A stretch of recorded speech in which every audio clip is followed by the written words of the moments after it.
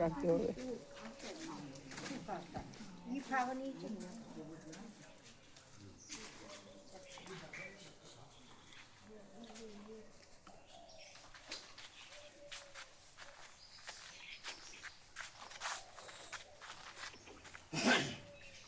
સૂર્યનારાયણ ભગવાન સરસ્વતી બંને છે. લઈ આવીએ. શું આનંદ હોવાનું મગર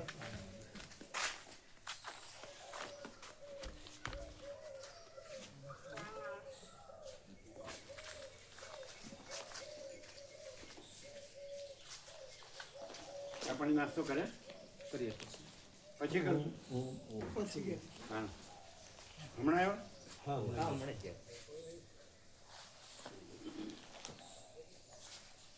તમારા માડીને અને બેનને આનંદ આવ્યો હા શું કે સરસ એમ સરસ દર્શન થયા આપણું બધે કોઈ ભીડભાડ નથી એક સાંવરિયા સેટમાં જ હતી ભીડ રાજસ્થાન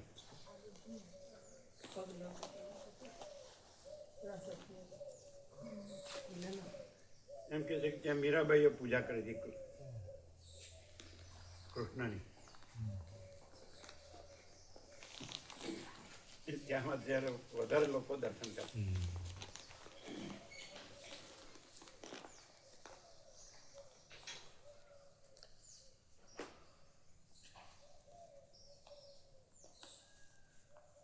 તમારે નીકળવાનું છે કેટલા વાગે અત્યારે નથી નીકળવું અત્યારે નીકળવું ને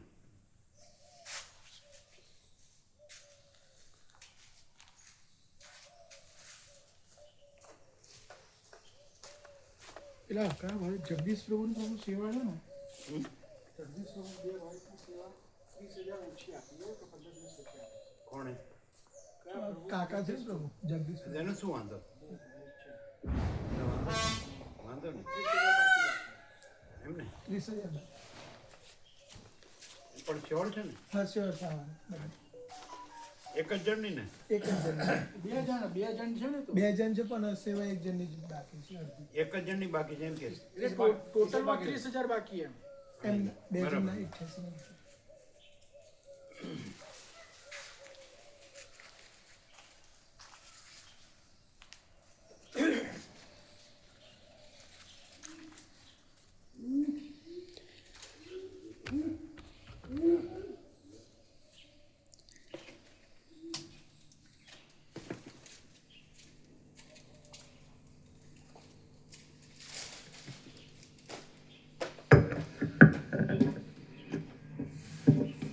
ઓમ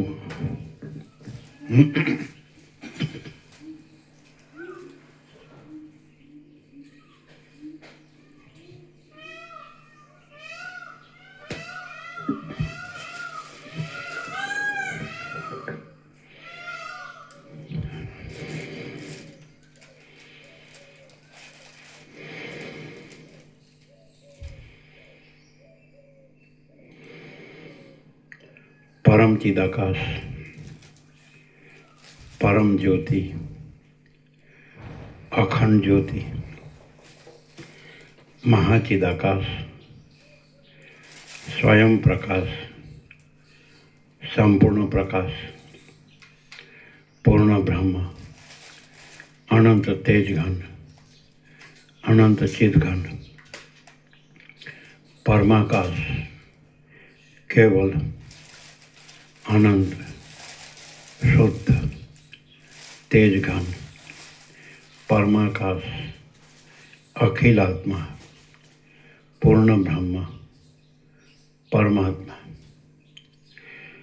परम चिदाकाश परम ज्योति अखंड ज्योति अनंत पूर्ण परम चिदाकाश परम शांति स्वयं सिद्ध स्वयं प्रकाश स्वयं पूर्ण स्वस्वरूप यही सब कुछ है, इसके सिवा कुछ नहीं है।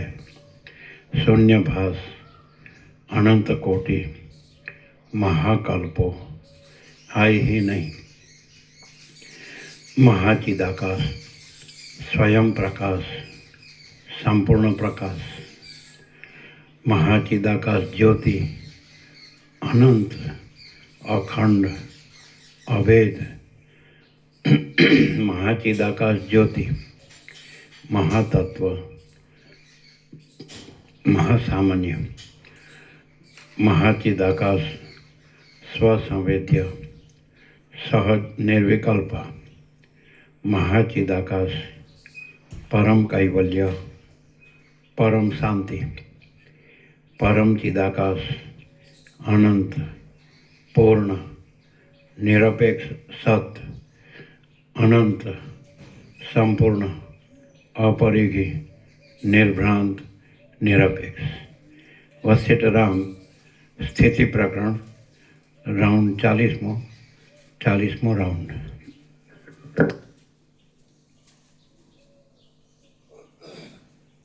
એમને નિત્ય દર્શન આપજો આનંદ પ્રભુને, બીજા જે આવ્યા બાકી હોય ને.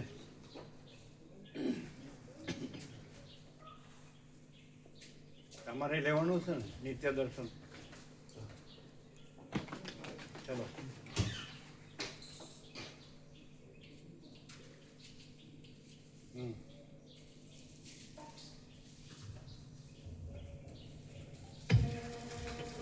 आद्य परब्रह्म सद्गुरु देव की जय। ओम श्री परमात्मने नमः। આમ લ્યો, સ્ટેન્ડ આમ લ્યો, આ ટેબલ કાંઈ નહીં, ચાલો આમ લ્યો, લ્યો टेबल ले लो। હા, થોડું ટેબલ લ્યો, ત્રાંસુ લ્યો છો, સીધું કરો, ફોકસ આવ, અચ્છા ઉપરથી સીધું કરો, થોડું હજી સ્લાઇડ,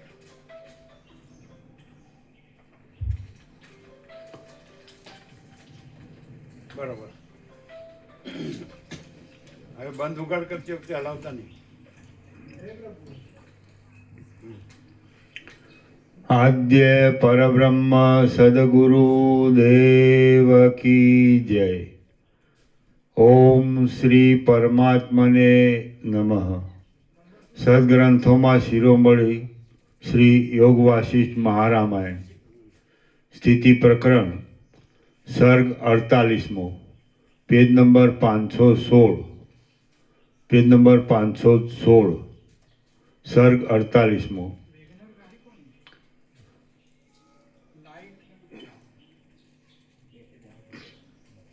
શું લાઈટ ચાલુ રહી ગાડીની, એમની ગાડીની લાઈટ ચાલુ રહી છે, પૂરો બેટરી ઉતરી જાય. હા તો બંધ કરી આવો, બંધ કરી આવો,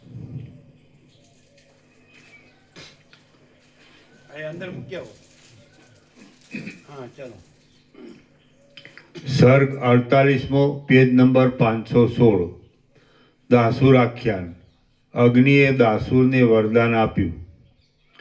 આ 48મા સર્ગમાં ભોગ આદિની તૃષ્ણાઓની નિંદા કરવામાં આવશે, દાસુરની ઉત્પત્તિ કહેવાશે અને તે દાસુરને પ્રસન્ન થયેલા અગ્નિદેવની પાસેથી વરદાન મળ્યાનું કહેવાશે। વશિષ્ઠ બોલ્યા, હે રામ, પોતાને તથા બીજાઓને પણ ઠગનારા પામર લોકો અનેક પ્રકારના કર્મો કર્યા કરે છે, ભોગોની તથા ઐશ્વર્યની તૃષ્ણાને પરવશ થયેલા હોય છે અને સત્ય વસ્તુને જાણવાની અપેક્ષા જ રાખતા નથી, તેથી તેઓ સત્યને જાણી શકતા નથી। જેઓ બુદ્ધિનો પાર પામેલા હોય છે અને જીતેન્દ્રિય હોય છે, તેઓ જગતની માયાને તુચ્છ ગણીને પરમ તત્વને હસ્તામલકની પેઠે જુએ છે। જેઓ બુદ્ધિનો પાર પામેલા હોય છે અને જીતેન્દ્રિય હોય છે, તેઓ જગતની માયાને તુચ્છ ગણીને પરમ તત્વને હસ્તામલકની પેઠે જુએ છે। એક મિનિટ, તમે મુકા પ્રભુ યુએસએ વાત કરેલી કલ્પેશ પ્રભુ જોડે નહીં ને? હા. એટલે એમણે ગૌડપાદ અને આદ્યશંકરના વેદાંત સિદ્ધાંત એમ કે એ અહીંયા પ્રકાશ થયો છે એવી રીતે વાત કરી. તમે શું કહો છો? આ પ્રકાશ પહેલા બી અમે કહ્યું હતું કે આ પ્રકાશ ઉપર કોઈનો પ્રભાવ નથી, આ સ્વયં પ્રકાશ છે. હા, તો એમણે એટલે ગૌડપાદ અને આદ્યશંકરનો જે વેદાંત સિદ્ધાંત છે હા. એમાં ને એમાં શું ડિફરન્સ? એ ગોળપાદ અને એનો સિદ્ધાંત છે એ આની અંદર પ્રભુ એવો કોઈ સિદ્ધાંત જ નથી. આ સ્વયં જે પ્રકાશ પોતે પ્રકાશી રહ્યો છે રિયલ, એ પ્રકાશ ઇનેટ છે એની અંદર આ બધું કશું આવતું નથી એમ. એમણે કઈ રીતે? એક આચાર્ય છે અને પછી પ્રકાશ થયો છે અને એમણે પ્રકાશ કર્યો, એ પ્રકાશની અસર અહીં થઈ છે ને એવું બધું આમાં એટલે મીન્સ કશું છે જ નહીં. પ્રકાશ પોતે આખો આભાસ નથી, આખો પ્રકાશ છે એ રીતનો પ્રકાશ છે. આ પ્રકાશ સ્વયં પ્રકાશી રહ્યો છે એ રીતનો. એમનામાં શું થયું? એ પોતે થયા અને પછી એમને પ્રકાશ થયો ને એમને જગતનો પ્રકાશ કરાયો ને એવી બધું કશું અહીં થયું નથી એમ. આ સ્વયં પ્રકાશ પોતે પહેલેથી જ ઇનેટ જ પ્રકાશી રહ્યો છે એમ. એટલે એણે એની રીતે લખ્યું. હા, એટલે દરેકનું પોતાનું મન છે એમ. એવું કાલે એવું લખ્યું ને. હા, એટલે એમ કે ગૌડપાદ અને આદ્યશંકરના વેદાંત સિદ્ધાંત છે હા, એનો પુનઃ પ્રકાશ થયો છે એમ. હા, એટલે બધા અહીં જો કોઈ આવતા હોય બધાને એવું લાગે કે અમારા ગુરુજી આવું જ કહેતા હતા, અમારા પેલા આવું જ કહેતા હતા એમ. એ પ્રભુ એના મનમાં એ રહ્યા કરતો એ એની મનની વસ્તુ છે પ્રભુ. હકીકતમાં એવું કઈ કશું છે નહીં એમ. હવે એવું કહી શકાય કે એમનો પ્રકાશ હતો એ ભાસ સાપેક્ષ હતો એમ કે જગત અજાતવાદ, ભાસ સાપેક્ષ નહીં. અજાતવાદ હતા, અદ્વૈતવાદ. એ જે છે વેદાંત સિદ્ધાંત એ આભાસમાં આવે, હા, પ્રકાશમાં ના આવે. ના, કારણ કે આખો પ્રકાશ સ્વયં સહજ સંપૂર્ણ પ્રકાશી છે. હે? અહીં આખો પ્રકાશ સ્વયં સહજ સંપૂર્ણ પ્રકાશી છે. ભાસ સાપેક્ષ કે બીજું કોઈ સાપેક્ષ નિરપેક્ષ સત સ્વયં પ્રકાશી છે. પહેલેથી લેજો. ભ્રાંતિ સાપેક્ષ નહીં. આનંદ પ્રભુ છે સર, પહેલેથી લ્યો. સર્ગ 48મો દાસુરાખ્યાન. અગ્નિએ દાસુરને વરદાન આપ્યું. આ 48મા સર્ગમાં ભોગ આદિની તૃષ્ણાઓની નિંદા કરવામાં આવશે, દાસુરની ઉત્પત્તિ કહેવાશે અને તે દાસુરને ઉત્પન્ન થયેલા અગ્નિદેવની પાસેથી વરદાન મળ્યાનું કહેવાશે. વશિષ્ઠ બોલ્યા, હે રામ, દાસુરને પ્રસન્ન થયેલા અગ્નિદેવની પાસેથી વરદાન મળ્યાનું કહેવાશે. હે રામ, વશિષ્ઠ બોલ્યા, હે રામ, પોતાને તથા બીજાઓને પણ ઠગનારા પામર લોકો અનેક પ્રકારના કર્મો કર્યા કરે છે. ભોગોની તથા ઐશ્વર્યની તૃષ્ણાને પરવશ થયેલા હોય છે અને સત્ય વસ્તુને જાણવાની અપેક્ષા જ રાખતા નથી. તેથી તેઓ સત્યને જાણી શકતા નથી. જેઓ બુદ્ધિનો પાર પામેલા હોય છે અને જીતેન્દ્રિય હોય છે, તેઓ જગતની માયાને તુચ્છ ગણીને પરમ તત્વને હસ્તામલકની પેઠે જુએ છે. ફરીથી વશિષ્ઠ બોલ્યા.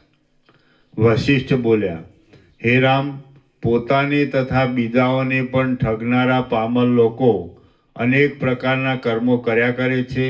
ભોગોની તથા ઐશ્વર્યની તૃષ્ણાને પરવશ થયેલા હોય છે અને સત્ય વસ્તુને જાણવાની અપેક્ષા જ રાખતા નથી. તેથી તેઓ સત્યને જાણી શકતા નથી.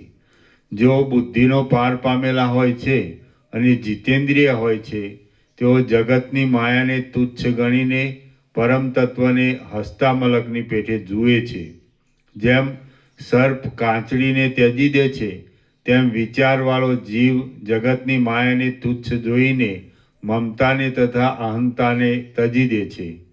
હે રામ, અહંતા તથા મમતાને ત્યજી દઈને આસક્તિથી રહિત થયેલો જીવ લાંબા કાળ સુધી વ્યવહારમાં રહે તો પણ અગ્નિથી શેકાયેલા બીજની જેમ તે પુનર્જન્મ પામતો નથી.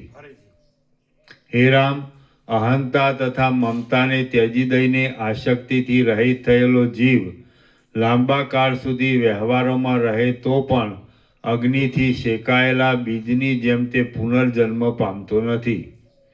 આ શરીર આધિઓથી તથા વ્યાધિઓથી ઘેરાયેલું રહે છે અને આવતીકાલ સુધી કે આજે પણ તેના જીવવાનો વિશ્વાસ નથી. છતાં અજ્ઞાની લોકો એ શરીરનું જ હિત કરવાનો યત્ન કરે છે, પણ આત્માનું હિત કરવાનો યત્ન કરતા નથી. હે રામ, તમે પણ અજ્ઞાનીની પેઠે આ શરીરે ઈચ્છેલા વિષયોનું સંપાદન કરો નહીં. એ પ્રકારના વિષયોનું સંપાદન તો પરિણામે દુઃખદાયી જ છે. તમે તો કેવળ આત્મામાં જ નિષ્ઠા રાખો.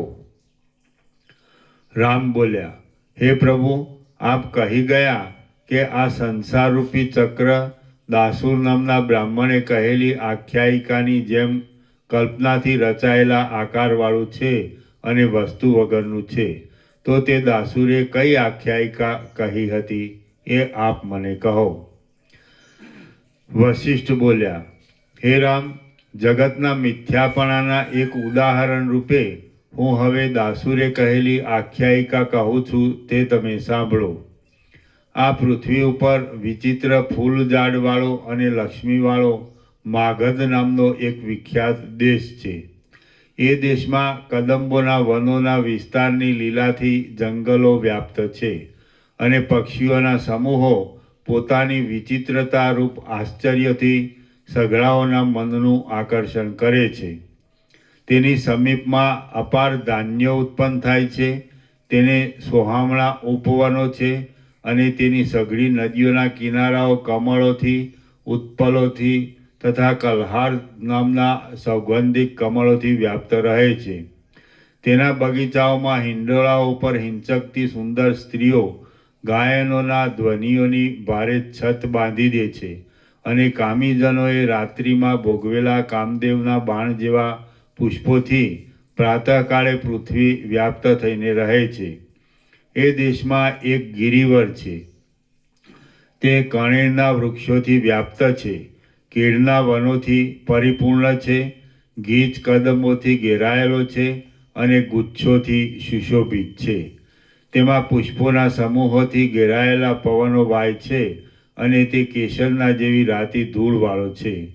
તેમાં બતકોના કોલાહલ છે અને પ્રેમ ભરેલા સારસ પક્ષીઓના કલરવ બોલ્યા કરે છે. તેમાં વિવિધ પક્ષીઓ અને વૃક્ષો છે. એ પવિત્ર પર્વતમાં મહાતપસ્વી, મહાધર્માત્મા, વિષયોની આસક્તિથી રહિત, તપની સાથે ઉત્તમ યોગ કરનારો અને ઉત્તમ બુદ્ધિવાળો એવો એક દાસુર નામનો મુનિ કદંબના ઝાડના અગ્રભાગ ઉપર નિવાસ કરીને રહ્યો હતો. રામ બોલ્યા, હે ભગવાન, એ દાસુર નામનો તપસ્વી એ વનમાં શા માટે રહ્યો હતો? વળી તે કદંબ નામના મોટા ઝાડની ટોચ ઉપર કેમ રહ્યો હતો? વશિષ્ઠ બોલ્યા, હે રામ, એનો પિતા પ્રસિદ્ધ શેરલોમાં એ જ પર્વતમાં રહેતો હતો. તે જાણે બીજો બ્રહ્મા હોય એવો જણાતો હતો. જેમ બૃહસ્પતિને કચ્છ નામનો પુત્ર થયો હતો, તેમ એ સલ્લોમાને દાસુર નામનો એક પુત્ર પ્રાપ્ત થયો હતો.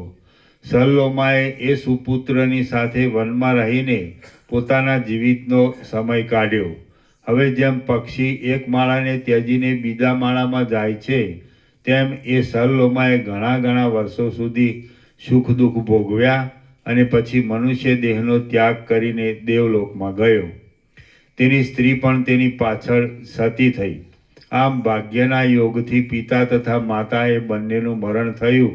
એટલે એ દાસુર વનમાં એકલો પડ્યો અને ટીંટોડાની પેઠે દીનતા ભરેલી રીતે રોવા લાગ્યો. મા બાપના થયેલા વિયોગના શોકને લીધે તેનું અંતઃકરણ અત્યંત સંતાપ પામ્યું અને તે હેમંત ઋતુમાંના કમળની પેઠે કરમાઈ ગયો. હે રામ, એ બાળક અત્યંત રાંક બની ગયો ત્યારે તે વનમાં એક દેવતાએ પોતાના શરીરને અદ્રશ્ય રાખીને તેને આ વચનથી આશ્વાસન આપ્યું કે હે ઋષિપુત્ર, હે મહાવિચક્ષણ, તું અજ્ઞાનીની પેઠે કેમ રડે છે? સંસારનું સ્વરૂપ જ ચંચળ છે, એ તું કેમ જાણતો નથી? હે સાધુ, પ્રાણીઓ જન્મે છે, જીવે છે અને પછી અવશ્ય મરે છે. આ સંસારની એવી રીતની સર્વદા ચંચળ સ્થિતિ જ છે. હે મુનિ, બ્રહ્માના શરીર આદિ જે દ્રશ્ય પદાર્થો છે તે તે સઘળા પદાર્થોનો પણ વિનાશ થવાનો છે, એમાં સંશય નથી. આ પ્રમાણે છે, એટલા માટે તું પિતાના મરણનો વ્યર્થ ખેદ કર નહીં. જેમ સૂર્ય ઉગે છે તો તેનો અસ્ત પણ અવશ્ય થાય છે, તે પ્રમાણે જે જન્મે છે તેનું મરણ પણ અવશ્ય થાય છે. જેમ મયુરને મેઘની ગર્જનાથી ધીરજ મળે, તેમ રોઈ રોઈને રાતા થયેલા નેત્રવાળા એ દાસુરને એ આકાશવાણી સાંભળવાથી ધીરજ મળી.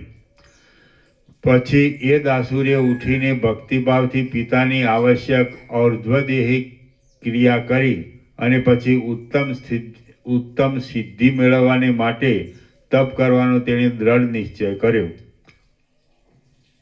વનમાં બ્રાહ્મણ જાતિને યોગ્ય એવી તપશ્ચર્યા કરતા કરતા તે દાસુરને ક્ષોત્રિય વેદિયાપણું પ્રાપ્ત થયું.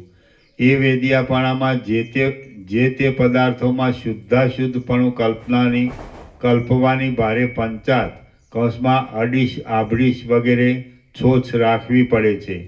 જેણે પરમ તત્વને જાણ્યું ન હતું એવા એ વેદિયાની બુદ્ધિ સઘળી પૃથ્વી પવિત્ર છતાં પણ તે પ્રકારના શુદ્ધાશુદ્ધપણાના વહેમને લીધે ક્યાંય વિશ્રાંતિ પામી નહીં. આ સઘળું પૃથ્વીતળ શુદ્ધ જ છે, છતાં વેદીઓ દાસુર વહેમને લીધે તેને અશુદ્ધ જેવો ગણતો અને કોઈ સ્થળે પ્રસન્ન થતો નહીં. પછી તેણે પોતાની કલ્પનાથી વિચાર ગોઠવ્યો કે શુદ્ધ તો કેવળ ઝાડની ટોચ છે, એટલા માટે મારે તેની ઉપર રહેવું જ યોગ્ય છે. હવે હું એવું તપ આરંભું કે જેથી મને પક્ષીઓની જેમ વૃક્ષોની શાખાઓ ઉપર અને પાંદડાઓ ઉપર રહેવાની શક્તિ મળે. આ પ્રમાણે વિચાર કરીને તેણે લાંબા કાળ સુધી તપ કર્યું. પછી ધારેલો મનોરથ પાર પડ્યો નહીં, એટલે તેણે છેવટે અગ્નિને પ્રજ્વલિત કર્યો અને પોતાની કાંધમાંથી માંસ કાપીને તે પ્રદીપ્ત અગ્નિમાં હોમવા માંડ્યું. તેણે આ પ્રમાણે કરવા માંડ્યું એટલે અગ્નિદેવને વિચાર થયો કે હું સઘળા દેવતાઓના મુખરૂપ છું, તેમાં બ્રાહ્મણનું માંસ પડવાથી સઘળા દેવતાઓના ગળા બળીને ભસ્મ થઈ જવાનો સંભવ છે, તો હવે તેમ થવા દેવું એ યોગ્ય નથી.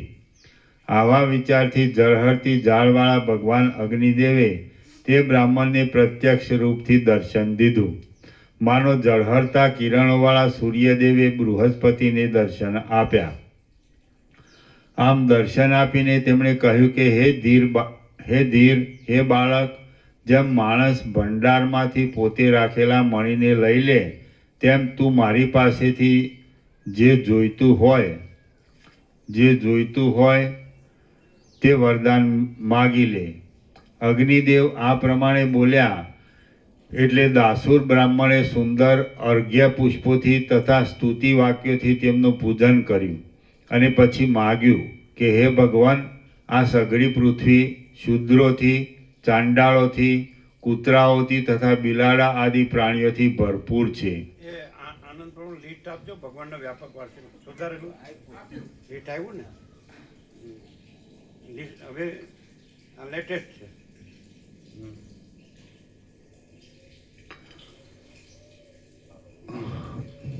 અગ્નિદેવ આ પ્રમાણે બોલ્યા એટલે દાસુર બ્રાહ્મણે સુંદર અર્ઘ્ય પુષ્પોથી તથા સ્તુતિ વાક્યોથી તેમનું પૂજન કર્યું અને પછી માગ્યું કે હે ભગવાન, આ સઘળી પૃથ્વી શૂદ્રોથી, ચાંડાળોથી, કૂતરાઓથી તથા બિલાડા આદિ પ્રાણીઓથી ભરપૂર છે, તેથી મને તેમાં ક્યાંય રહેવાનું પવિત્ર સ્થળ મળતું નથી, માટે મને વૃક્ષોની ઉપર સ્થિતિ કરવાની શક્તિ આપો. આ પ્રમાણે મુનિપુત્ર દાસુરે વિનંતી કરી એટલે સર્વ દેવતાઓના મુખરૂપ એવા મહાસમર્થ અગ્નિદેવ તથાસ્તુ કહીને અંતર્હિત થઈ ગયા. આમ સંધ્યાકાળના કમળ જેવા રાતા અગ્નિદેવ ક્ષણ માત્રમાં અંતર્ધાન થઈ ગયા અને સિદ્ધ થયેલા મનોરથવાળો એ દાસુર પૂનમના ચંદ્રની જેમ શોભવા લાગ્યો. સંતોષ પામેલો એ દાસુર ઈચ્છિત વરદાન મળવાને લીધે અત્યંત વૃદ્ધિ પામેલી અને સ્વચ્છંદ મંદ હાસ્યથી શોભતી મુખમંડળની કાંતિથી સઘળી કળાઓવાળા ચંદ્રને તથા પ્રફુલ્લિત થયેલા કમળને પણ હસવા લાગ્યો. અર્થાત તેના મુખની શોભા પૂર્ણચંદ્રની શોભાથી તથા પ્રફુલ્લિત કમળની શોભાથી પણ અધિક થઈ ગઈ. શ્રી યોગ વાસિષ્ઠ મહારામાયણમાં સ્થિતિ પ્રકરણનો દાસુર વર પ્રદાન વર્ણન નામનો સર્ગ 48મો સમાપ્ત. સર્ગ 49મો કદંબ વૃક્ષનું વર્ણન. આ 49મા સર્ગમાં શાખાઓ આદિથી અત્યંત શોભી રહેલા એક કદંબનું અનેક અલંકારો આપીને વર્ણન કરવામાં આવશે. વશિષ્ઠ બોલ્યા, હે રામ, પછી દાસુરે એક કદંબ જોયો. તે કદંબ વનની મધ્યમાં ઉગ્યો હતો. તે વાદળાના મંડળને ચુંબન કરતો ઊભો હતો અને તેના શાખા સમૂહમાં જાણે મધ્યાહન કાળે સૂર્યના થાકેલા ઘોડાઓ વિસામો લેતા હતા. એના નીચે ટિપ્પણી છે. આ સર્ગમાં 34 શ્લોક છે, જેમાં દાસુરે કદંબ વૃક્ષ જોયું એવું એક જ વાક્ય છે અને તેનું ક્રિયાપદ છેલ્લા 34મા શ્લોકમાં છે. તેથી શ્લોકના અંકો છેવટે જ ભેગા મૂકવા જોઈએ, પરંતુ વાચક વર્ગને અગવડ પડે નહીં એ હેતુથી અંકો છૂટક મૂકેલા છે. તે વાદળા મંડળને ચુંબન કરતો ઊભો હતો અને તેના શાખા સમૂહમાં જાણે મધ્યાહન કાળે સૂર્યના થાકેલા ઘોડાઓ વિસામો લેતા હતા. એ કદંબ જાણે લાંબી લાંબી શાખાઓ રૂપી હાથોથી દિશાઓના મધ્યમાં વિસ્તીર્ણ ચંદરવો બાંધ્યો હોય એવો જણાતો હતો. પ્રફુલ્લિત થયેલા પુષ્પોરૂપી નેત્રોથી તે જાણે દિશાઓને જોતો હોય એવો જણાતો હતો. વાયુએ રજ વગરના કરેલા ઘણા ઘણા ભમરાઓ તેના ઉપર ફરતા હતા. તેથી તે જાણે કાળા કેશવાળો હોય એવો જણાતો હતો. હાલતા પાંદડારૂપી હસ્તોથી તે જાણે દિશાઓરૂપી પોતાની સ્ત્રીઓના મુખને લૂછતો હોય એવો જણાતો હતો. તેના રાતા પલ્લવો દાંતની પંક્તિ જેવી લાગતી અનેક લતાઓની સ્વચ્છ મંજરીઓના પુંજોથી શોભી રહ્યા હતા. આથી તે જાણે પાન ચાવવાથી રાતા થયેલા હોઠોથી વનની પંક્તિઓ રૂપી સ્ત્રીઓની સામે મંદ હાસ્ય કરતો હોય એવો જણાતો હતો. ચારે બાજુ લતાઓની ઉપર પડેલા પુષ્પોના કેસરાઓના પરાગોને લીધે તેની ચારે બાજુ મંડળ બંધાઈ ગયું હતું. આથી તે જાણે ઉદયના સમયમાં કિરણોના મંડળોવાળો પૂનમનો ચંદ્ર હોય એવો લાગતો હતો. એની શાખાઓની પંક્તિઓના પલ્લવોની કુંજોમાં ચકોર પક્ષીઓ શબ્દ કરતા હતા અને એ શાખા પંક્તિઓથી તે ઢંકાઈ ગયો હતો. આથી તે જાણે વેદાદિકનું અધ્યયન કરનારા સિદ્ધ લોકોના નિવાસોથી પ્રાપ્ત થયેલો ઊંચો સત્યલોક હોય એવો જણાતો હતો. તેની મોટી મોટી શાખાઓમાં પીઠો ઉપર મયુરો બેઠા હતા અને તેમના વિચિત્ર લાંબા પીંછો લટકી રહ્યા હતા. આથી તે જાણે વાદળાઓની નીચે ખેંચાયેલા ઇન્દ્રધનુષ્યની પંક્તિઓવાળું આકાશ હોય એવો શોભતો હતો.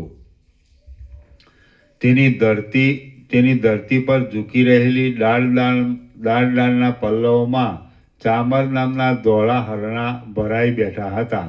તે હરણા અડધા દેખાતા નહોતા ને વળી દેખાઈને વારંવાર અદૃશ્ય થઈ જતા હતા. આ હરણોથી પૂર્ણ હોવાને લીધે તે જાણે અડધા દેખાતા અડધા નહીં દેખાતા અને વળી પ્રત્યેક દિવસે દેખાઈને અસ્ત પામતા ચંદ્રો વડે વર્ષ જેમ શોભે તેમ શોભતો હતો.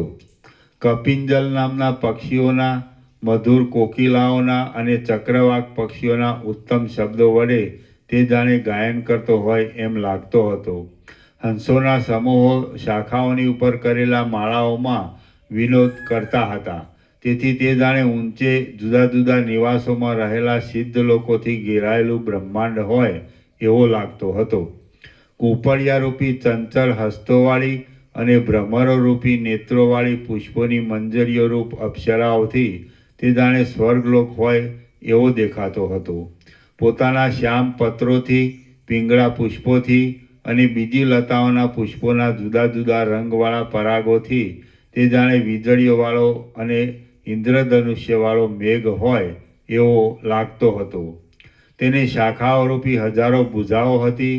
તે આકાશને પણ અવકાશ વગરનું કરતો હતો અને તેને ચંદ્ર તથા સૂર્યને પણ પોતાના કુંડળરૂપ કર્યા હતા. આથી તે જાણે વિશ્વરૂપ ધારણ કરી નાચવા ઉભેલા નારાયણ હોય એવો લાગતો હતો.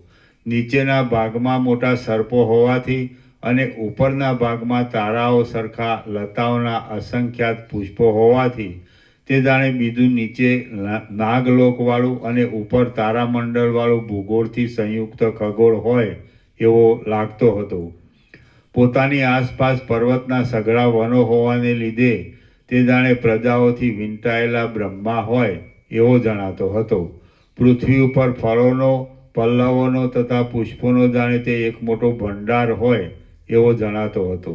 તેની અપાર કળીઓ પુષ્પોના પરાગોથી ઢંકાઈ ગઈ હતી. આથી તે જાણે સૂર્યના કિરણોથી ઢંકાયેલા તારાઓના સમૂહવાળું આકાશ હોય એવો લાગતો હતો.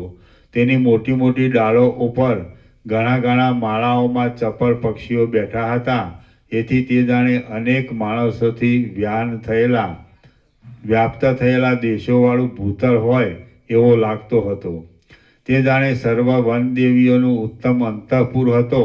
એ અંતઃપુરમાં મંજરીરૂપી સુંદર પતાકા હતી. લતાઓના મંડળોરૂપી શણગાર હતો. પુષ્પોરૂપી કળી ચૂનાનો લેપ હતો અને પુષ્પોના સમૂહોથી તે ભરપૂર હતો. ચકોર, ભ્રમર, પોપટ તથા કોયલ વગેરેના કોમળ શબ્દોથી તે મનોહર લાગતો હતો અને મોટા મોટા છિદ્રોરૂપી ગોખોમાં ગીચોગીચ ગુચ્છોથી ઢંકાયેલો હતો. તે ઉત્તમ પક્ષીઓના સંચારવાળો હતો અને તે સેવન કરનારા લોકોની આવજાવાળો હતો.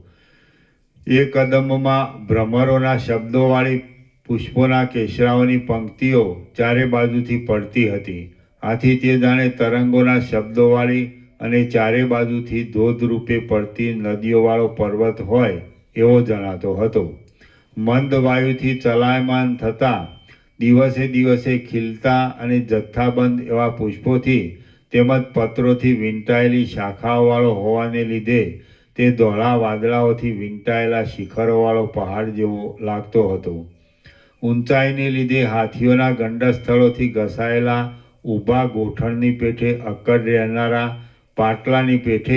પાટલાની પેઠે પ્રસરેલા અને મોટા વિસ્તારવાળા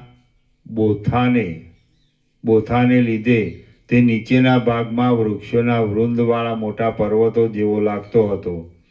વિચિત્ર વર્ણોવાળી, પાંખોવાળી અને મોટી શાખાઓની કોટરોમાં રહેનારા પક્ષીઓના સમૂહથી વીંટાયેલો હોવાને લીધે તે પાર્ષદોથી વીંટાયેલા વિષ્ણુ જેવો લાગતો હતો. ગુચ્છોરૂપી આંગળીઓના સમૂહોને હસાવીને તે જાણે વનના પવનોથી નાચ કરતી લતાઓને બતાવવા કરવાની ક્રિયા શીખવતો હોય એવો જણાતો હતો. મારી પાસે જે કોઈ અર્થીઓ આવે તેમને રાખવાના ઠેકાણા મારી પાસે થોડા નથી પણ ઘણા છે એવા સંતોષને લીધે તે જાણે લતાઓના મંડળોરૂપી હસ્તોના ચાળા કરીને નાચતો હોય એવો જણાતો હતો. મદોન્મદ ભ્રમરાઓના ગુંજારવાળો હોવાને લીધે પોતે જાણે લતાઓરૂપી સઘળી સ્ત્રીઓના પ્રેમનું પાત્ર હોય એવો ગર્વ ધરીને અને શૃંગાર રસમાં મગ્ન થઈને સુંદર રાગથી ગાતો હોય એવો દેખાતો હતો. પુષ્પોને ફેંકતો અને કોયલોના તથા ભ્રમરોના સુંદર શબ્દોવાળો હોવાને લીધે તે જાણે આકાશમાંથી આવતા સિદ્ધ લોકોને પ્રેમપૂર્વક પુષ્પોથી વધાવીને આવકાર આપતો હોય એવો જણાતો હતો. પુષ્પોની કળીઓની સ્વચ્છ પ્રભા દાંતની પ્રભા જેવી લાગતી હતી. તેથી તે જાણે દૂર રહેલા 5 કલ્પવૃક્ષોની લતાઓને, પુષ્પોને અને ફળોને હસી કાઢતો હોય એવો જણાતો હતો. એની ઉપરના પક્ષીઓના મંડળો આકાશમાં ઊંચે જતા હતા. તેથી તે જાણે પારિજાતને જીતવાને માટે ઊંચી ડોક કરીને આકાશની અંદર દોડતો હોય એવો જણાતો હતો. મધ્ય ભાગોમાં ચળકતા ભ્રમરોવાળા અને ઘાટી પંક્તિઓવાળા ઉત્તમ ગુચ્છોથી સહસ્ત્રાક્ષપણું, હજારો નેત્રવાળાપણું પામીને તે જાણે 1000 નેત્રવાળા ઇન્દ્રને જીતી લેવાને સજ્જ થયો હોય એવો જણાતો હતો. કોઈ સ્થળમાં નાગલોકોની ફેણો ઉપરના સ્વચ્છ મણિઓના જેવા દેખાતા પુષ્પોના ગુચ્છોથી વ્યાપ્ત હોવાને લીધે તે જાણે આકાશને જોવા સારું પાતાળમાંથી શેષનાગ નીકળ્યો હોય એવો દેખાતો હતો. પુષ્પોના ધોળા પરાગથી ખરડાયેલો હોવાને લીધે તે જાણે ભસ્મ ચોળેલા બીજા સદાશિવ હોય એવો જણાતો હતો. છાયાથી અને લતાઓના ફળોથી સર્વ લોકોને સુખદાયી હોવાથી તે જાણે કેવળ ભક્તજનોને જ સુખ આપનારા સદાશિવથી પણ અધિક હોય એવો જણાતો હતો. એ કદમને ઘેરી કુસુમલતાઓ રૂપી નવા માંડવાઓ હતા અને એ લતાઓના ઘાટા પાંદડાઓના સમૂહોમાં પુષ્પોની કળીઓ ખીલી હતી. એ કદંબ પક્ષીઓરૂપી વતનીઓથી ગીચોગીચ ભરેલો હતો. આ રીતે તે જાણે આકાશમાં રહેલું કોઈ મોટું નગર હોય એવો જણાતો હતો. શ્રી યોગ વાસિષ્ઠ મહારામાયણમાં સ્થિતિ પ્રકરણનો દાસુર કદંબ વર્ણન નામનો સર્ગ 49મો સમાપ્ત. સર્ગ 50મો. કદંબ વૃક્ષ ઉપર બેઠેલા દાસુરે દશે દિશાઓને દીઠી. આ 50મા સર્ગમાં કદંબના અગ્રભાગ ઉપર બેઠેલા દાસુરના જોવામાં આવેલી દિશાઓનું સ્ત્રીઓના રૂપકથી વર્ણન કરવામાં આવશે. વશિષ્ઠ બોલ્યા, હે રામ, પછી પૃથ્વીના સર્વ સ્થળોમાં જેને અપવિત્રપણાની શંકા હતી તેઓ એ દાસુર ફળોથી તથા પલ્લવોથી શોભી રહેલા અને જાણે પુષ્પોનો પહાડ હોય એવા એ કદંબને જોઈને મનમાં બહુ જ આનંદ પામ્યો અને તેના ઉપર ચડ્યો. વનમાં જાણે આકાશને અને પૃથ્વીને સ્થિર રાખવાનો થાંભલો ઊભો કર્યો હોય એવો એ કદંબ ઊંચો હતો. જેમ વિષ્ણુ પ્રલયના સમુદ્રમાં રહેલા ઝાડ વડ ઉપર ચડે છે તેમ દાસુર તે કદંબ ઉપર ચડ્યો. તે એ કદંબની આકાશ પર્યંત પહોંચેલી એક શાખાના છેલ્લા પાંદડા ઉપર બેઠો અને ત્યાં તેણે અપવિત્રપણાની શંકા નહીં રાખતા એકાગ્રપણાથી તપ આરંભ્યું. એક દિવસે તે દાસુર નવા પલ્લવોથી બનાવેલા કોમળ આસન પર બેઠો હતો. ત્યાં તેણે કૌતુકથી ચપળ થયેલા નેત્રો વડે જરાવાર સઘળી દિશાઓને જોઈ. તે દિશાઓ નદીઓરૂપ એક જ શેરવાળા હારોથી રમણીય હતી અને તેઓ ગિરિરાજરૂપ ગોળ સ્તનવાળી હતી. તેને નિર્મળ આકાશરૂપ કેશપાશ હતા અને કાળા વાદળારૂપ ઝૂલતા ઝુલ્ફા હતા. તેમને નીલ પલ્લવરૂપી વસ્ત્રો હતા, પુષ્પોના સમૂહોરૂપી મસ્તકોના આભરણો હતા અને તેમણે સમુદ્રરૂપી મહામૂલ્યવાન પૂર્ણ કળશો ધારણ કર્યા હતા. તેમણે પ્રફુલ્લિત કમળને ધારણ કર્યા હતા. તેમના મુખમાંથી સુગંધયુક્ત વાયુઓ વહેતા હતા.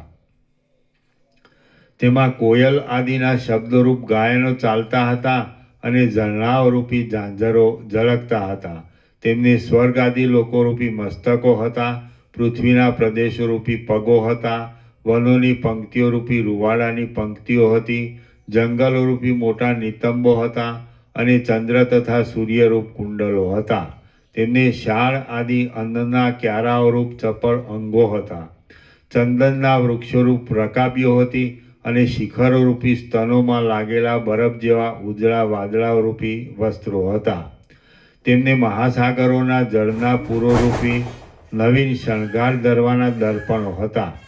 તારાઓના સમૂહોરૂપી પરસેવાના બિંદુઓ હતા. સુગંધી પવનોરૂપી નિશ્વાસ હતો અને ભુવનોરૂપી રહેવાના અંતઃપુરો હતા. તેમને તે ઋતુઓમાં ઉત્પન્ન થતા પાંદડા આદિરૂપ કાંચળીઓ હતી. પોતામાં લાગેલા સૂર્યના રાતા કિરણોરૂપ કેસરો હતા. વિચિત્ર પુષ્પોરૂપી ફૂલમાળાઓ હતી અને ચંદ્રના કિરણોરૂપી સુખડના લેપનો હતા. આમ વિસ્તીર્ણ વનોવાળી, વિસ્તીર્ણ પ્રદેશોવાળી, વિસ્તીર્ણ વાદળારૂપી વિચિત્ર વેશોને ધારણ કરનારી અને પુષ્પોથી નિરંતર શણગારાયેલી ત્રૈલોક્યને ભોગવવાની વનિતાઓ સમી એ દશે દિશાઓને ગગનમાં ગયેલી કદંબ લતાના દલ ઉપર બેઠેલા દાસુરે હર્ષપૂર્વક જોઈ. શ્રી યોગ વાસિષ્ઠ મહારામાયણમાં સ્થિતિ પ્રકરણનો દાસુર દિગ અવલોકન નામનો સર્ગ 50મો સમાપ્ત. સર્ગ 51મો. દાસુરે વનદેવીને પુત્ર આપ્યો અને તે પુત્રને જ્ઞાન આપ્યું. આ 51મા સર્ગમાં દાસુરને માનસિક યજ્ઞોથી આત્મબોધ ઉત્પન્ન થવાની, વનદેવીમાં પુત્ર ઉત્પન્ન થવાની અને દાસુરે તે પુત્રને જ્ઞાન આપ્યાની કથા કહેવામાં આવશે. વશિષ્ઠ બોલ્યા, હે રામ, કદંબની ઉપર રહેલો અને દારૂણ તપ કરવામાં સુરતા ધરાવનારો એ દાસુર ત્યારથી તપસ્વીઓના આશ્રમોમાં કદંબાસુર એ નામથી ઓળખાવા લાગ્યો.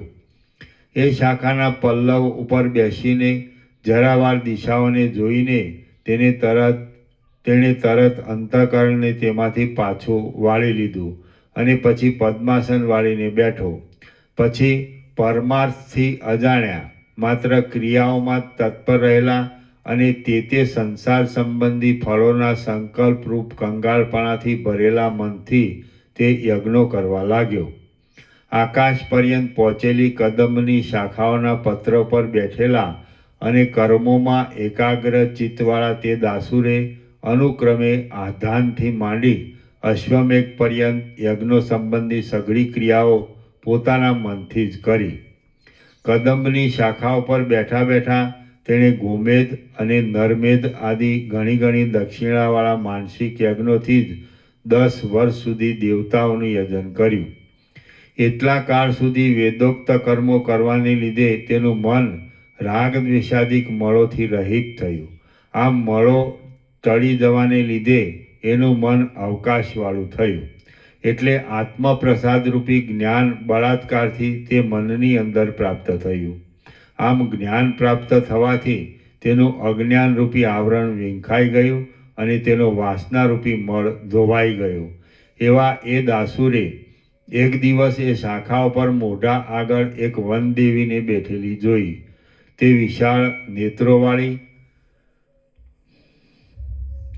વિશાળ નેત્રોવાળી હતી, અત્યંત દીપતા પુષ્પોના વસ્ત્રોવાળી હતી, કામનાથી ભરેલી હતી, સુશોભિત મુખવાળી હતી અને મદથી ઘૂમતા નેત્રોવાળી હતી. તે નીલકમળના જેવી સુગંધવાળી હતી અને મનનું અત્યંત આકર્ષણ કરનારી હતી. નિર્દોષ અંગોવાળી, ઢાળેલા મુખવાળી અને કોયલો તથા કુસુમના સમૂહોથી લચી ગયેલી વનલતા સમાન તે વનદેવીને દાસુરે પૂછ્યું કે હે કમળપત્ર સમાન નેત્રોવાળી, કાંતિની છટાને લીધે બીજાઓના મનમાં કામદેવને ઉત્પન્ન કરનારી તું કોણ છે? જેમાં કોઈ સ્ત્રી સખીનો ટેકો લઈને બેસે તેમ તું આ પુષ્પોવાળી લતાનો ટેકો લઈને શા માટે બેઠી છે? દાસુરે આ પ્રમાણે કહ્યું એટલે મૃગના બચ્ચાના સરખા નેત્રોવાળી અને પુષ્ટ ગૌર સ્તનોવાળી એ વનદેવીએ કોમળ વચનોથી મનનું આકર્ષણ કરનારું આ વચન કહ્યું કે આ પૃથ્વી તળમાં જે મનોરથો અતિ દુર્લભ હોય છે તે મનોરથો પણ મહાત્મા પુરુષોની પ્રાર્થના કરવાથી તરત મળે છે. હે બ્રહ્મન, લતાઓથી વ્યાપ્ત રહેનારા અને તમારા કદંબે શોભાવેલા આ વનમાં હું લતાઓરૂપી ક્રીડાના ઘરોની અંદર રહેનારી વનદેવી છું. ગયા ચૈત્ર માસના શુક્લ પક્ષની 13ને દિવસે કામદેવના આરાધન સંબંધી ગાયન તથા ભોજન આદિ કરવાનો ઉત્સવ હતો. તે પ્રસંગમાં નંદનવનની અંદર વનદેવીઓનો સમાજ એકઠો થયો હતો. હે નાથ, એ સઘળી વનદેવીઓના સમાજમાં હું પણ ગઈ હતી. એ કામદેવના ઉત્સવમાં એ મારી સઘળી સખીઓને મેં પુત્રો વાળી દીઠી અને હું એક જ વાંજણી છું આમ મારા જાણવામાં આવ્યું. તેથી હું બહુ જ ખેદ પામી છું. સઘળા મનોરથોના સમૂહને પૂર્ણ કરવામાં મોટા કલ્પવૃક્ષ સમાન આપ વિદ્યમાન છતાં હું વાંજણી રહીને અનાથની પેટે શોક કરું એ યોગ્ય કહેવાય? હે ભગવાન, મને પુત્ર આપો. જો નહીં આપો તો વાંજણીપણાના દુઃખ સંબંધી બળતરાને શાંત કરવા સારું હું મારા દેહને અહીં અગ્નિમાં આહુતિરૂપ કરી દઉં છું. હે રામ, એ સુંદરીએ એ પ્રમાણે કહ્યું ત્યારે ધૈર્યથી ભ્રષ્ટ નહીં થયેલા પણ દયાથી ઘેરાયેલા એ મહાત્મા દાસુર મુનિ જરા હસ્યા. પછી પોતાના હાથમાં રહેલું ફૂલ તેને આપીને તેમણે કહ્યું કે હે સુંદરી, આ પુષ્પ લઈને તું જા. એથી જેમ ઉત્તમ લતા પુષ્પને જન્મ આપે છે તેમ તું 1 મહિને ભ્રમર સરખા નેત્રોવાળા અને જગતમાં પૂજ્ય એવા એક સ્વરૂપવાન પુત્રને જન્મ આપીશ. પરંતુ તે કષ્ટ પામીને અને આત્મઘાતના સંકલ્પ ઉપર આવીને મારી પાસેથી પુત્ર માગ્યો છે. એટલા માટે એ પુત્ર બીજી વનદેવીઓના પુત્રોની જેમ વિષયોમાં લંપટ નહીં થાય, પણ તત્વને જાણનારો થશે. એટલે હે રામ, એ સ્વરૂપવાળી વનદેવી પ્રસન્ન મુખમંડળવાળી થઈ અને હું તમારી અંગ સેવા કરીશ એમ પ્રાર્થના કરવાને ઉત્સુક થઈ. દાસુર મુનિએ તેને આટલા વચન કહીને વિદાય કરી. પછી એ વનદેવી પોતાના સ્થાનમાં ગઈ અને દાસુર પોતે એકલો જ કદમ ઉપર રહ્યો. વચમાં ઋતુઓથી તથા સંવત્સરોથી અનુક્રમે ચાલ્યા કરતો કેટલોક કાળ વ્યતીત થયો. પછી લાંબે કાળે કમળ સમાન નેત્રોવાળી એ જ વનદેવી 12 વર્ષના પુત્રને સાથે લઈને તે મુનિની પાસે આવી. એ વનદેવી પ્રણામ કરીને આગળ બેઠી. જેમ આંબાના ઝાડની પાસે ભ્રમરી ગુંજારવ કરે તેમ ચંદ્ર સરખા મુખવાળા તે દાસુર મુનિની પાસે તે મધુર વચનોથી બોલી કે હે ભગવાન, આ સ્વરૂપવાન કુમાર આપણા બંનેનો પુત્ર છે અને તેને મેં સઘળી વિદ્યાઓમાં વિચક્ષણ કર્યો છે. પરંતુ હે પ્રભુ, કેવળ આને બ્રહ્મ વિદ્યા મળી નથી અને એ વિદ્યાથી જ આ સંસારરૂપી ઘાણીમાં ફરીવાર પીલાવું પડતું નથી. હે કૃપાનાથ, હવે આપ જ કૃપા કરીને આ પુત્રને બ્રહ્મ વિદ્યાનો ઉપદેશ કરો. સારા કુળમાં જન્મેલા પુત્રને મૂર્ખ રાખવાનું કોણ ઈચ્છે? વનદેવીએ એ પ્રમાણે કહ્યું. ત્યારે દાસુર મુનિએ તેને કહ્યું કે હે અબળા, આ પુત્રરૂપ ઉત્તમ શિષ્યને તું અહીં જ રાખી જા. એમ કહીને તેણે તેને વિદાય કરી. વનદેવીના ગયા પછી તે પુત્ર પોતાના પિતાની પાસે શિષ્ય થઈને રહ્યો. જેમ ધીમાન અરુણ સૂર્યની પાસે રહે છે તેમ તે ત્યાં સેવામાં પરાયણ થઈને રહ્યો. તેને બ્રહ્મચર્ય આદિ કલેશો ભોગવતા પરોક્ષ જ્ઞાન પ્રાપ્ત થયું છે એમ જાણીને દાસુર મુનિએ તેને લાંબા કાળ સુધી વિચિત્ર ઉક્તિઓથી બ્રહ્મ વિદ્યાનો ઉપદેશ કર્યો. તેણે તેને સેંકડો આખ્યાનોથી, જોઈને કલ્પેલા દ્રષ્ટાંતોથી, ઇતિહાસોના વૃત્તાંતોથી, વેદોના તથા વેદાંતોના નિશ્ચયોથી અને વિસ્તારપૂર્વક કથનના ક્રમોથી જે રીતે તેમના અર્થોનો અનુભવ પ્રાપ્ત થાય અને આત્મવિદ્યામાં દ્રઢ વ્યુત્પત્તિ થાય તે રીતે ધીરે ધીરે બોધ આપ્યો. જેમ મેઘ પોતાની ગર્જનાથી મોરને જાગ્રત કરે છે, તેમ ઘણે ઊંચે રહેલા મહર્ષિ દાસુર મુનિએ આત્મબોધના ચમત્કારને લીધે સર્વોત્તમ રસવાળા અને અત્યંત યોગ્ય અર્થોવાળા વાક્યોના સમૂહથી પોતાની પાસે રહેલા તે પુત્રને આત્મવિચારમાં જાગૃત કર્યો. શ્રી યોગવાસિષ્ઠ મહારામાયણમાં સ્થિતિ પ્રકરણનો દાસુર સૂતાનું બોધન નામનો સર્ગ 51મો સમાપ્ત. સર્ગ 52મો. જગત મનઃકલ્પિત છે એ સમજાવવા માટે ખોથ રાજાનું ચરિત્ર.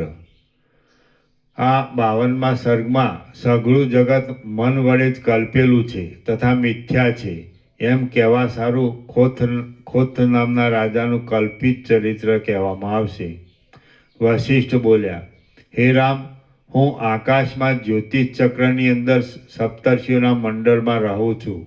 એક દિવસ હું એ મંડળમાંથી અદૃશ્ય રૂપે બહાર નીકળ્યો.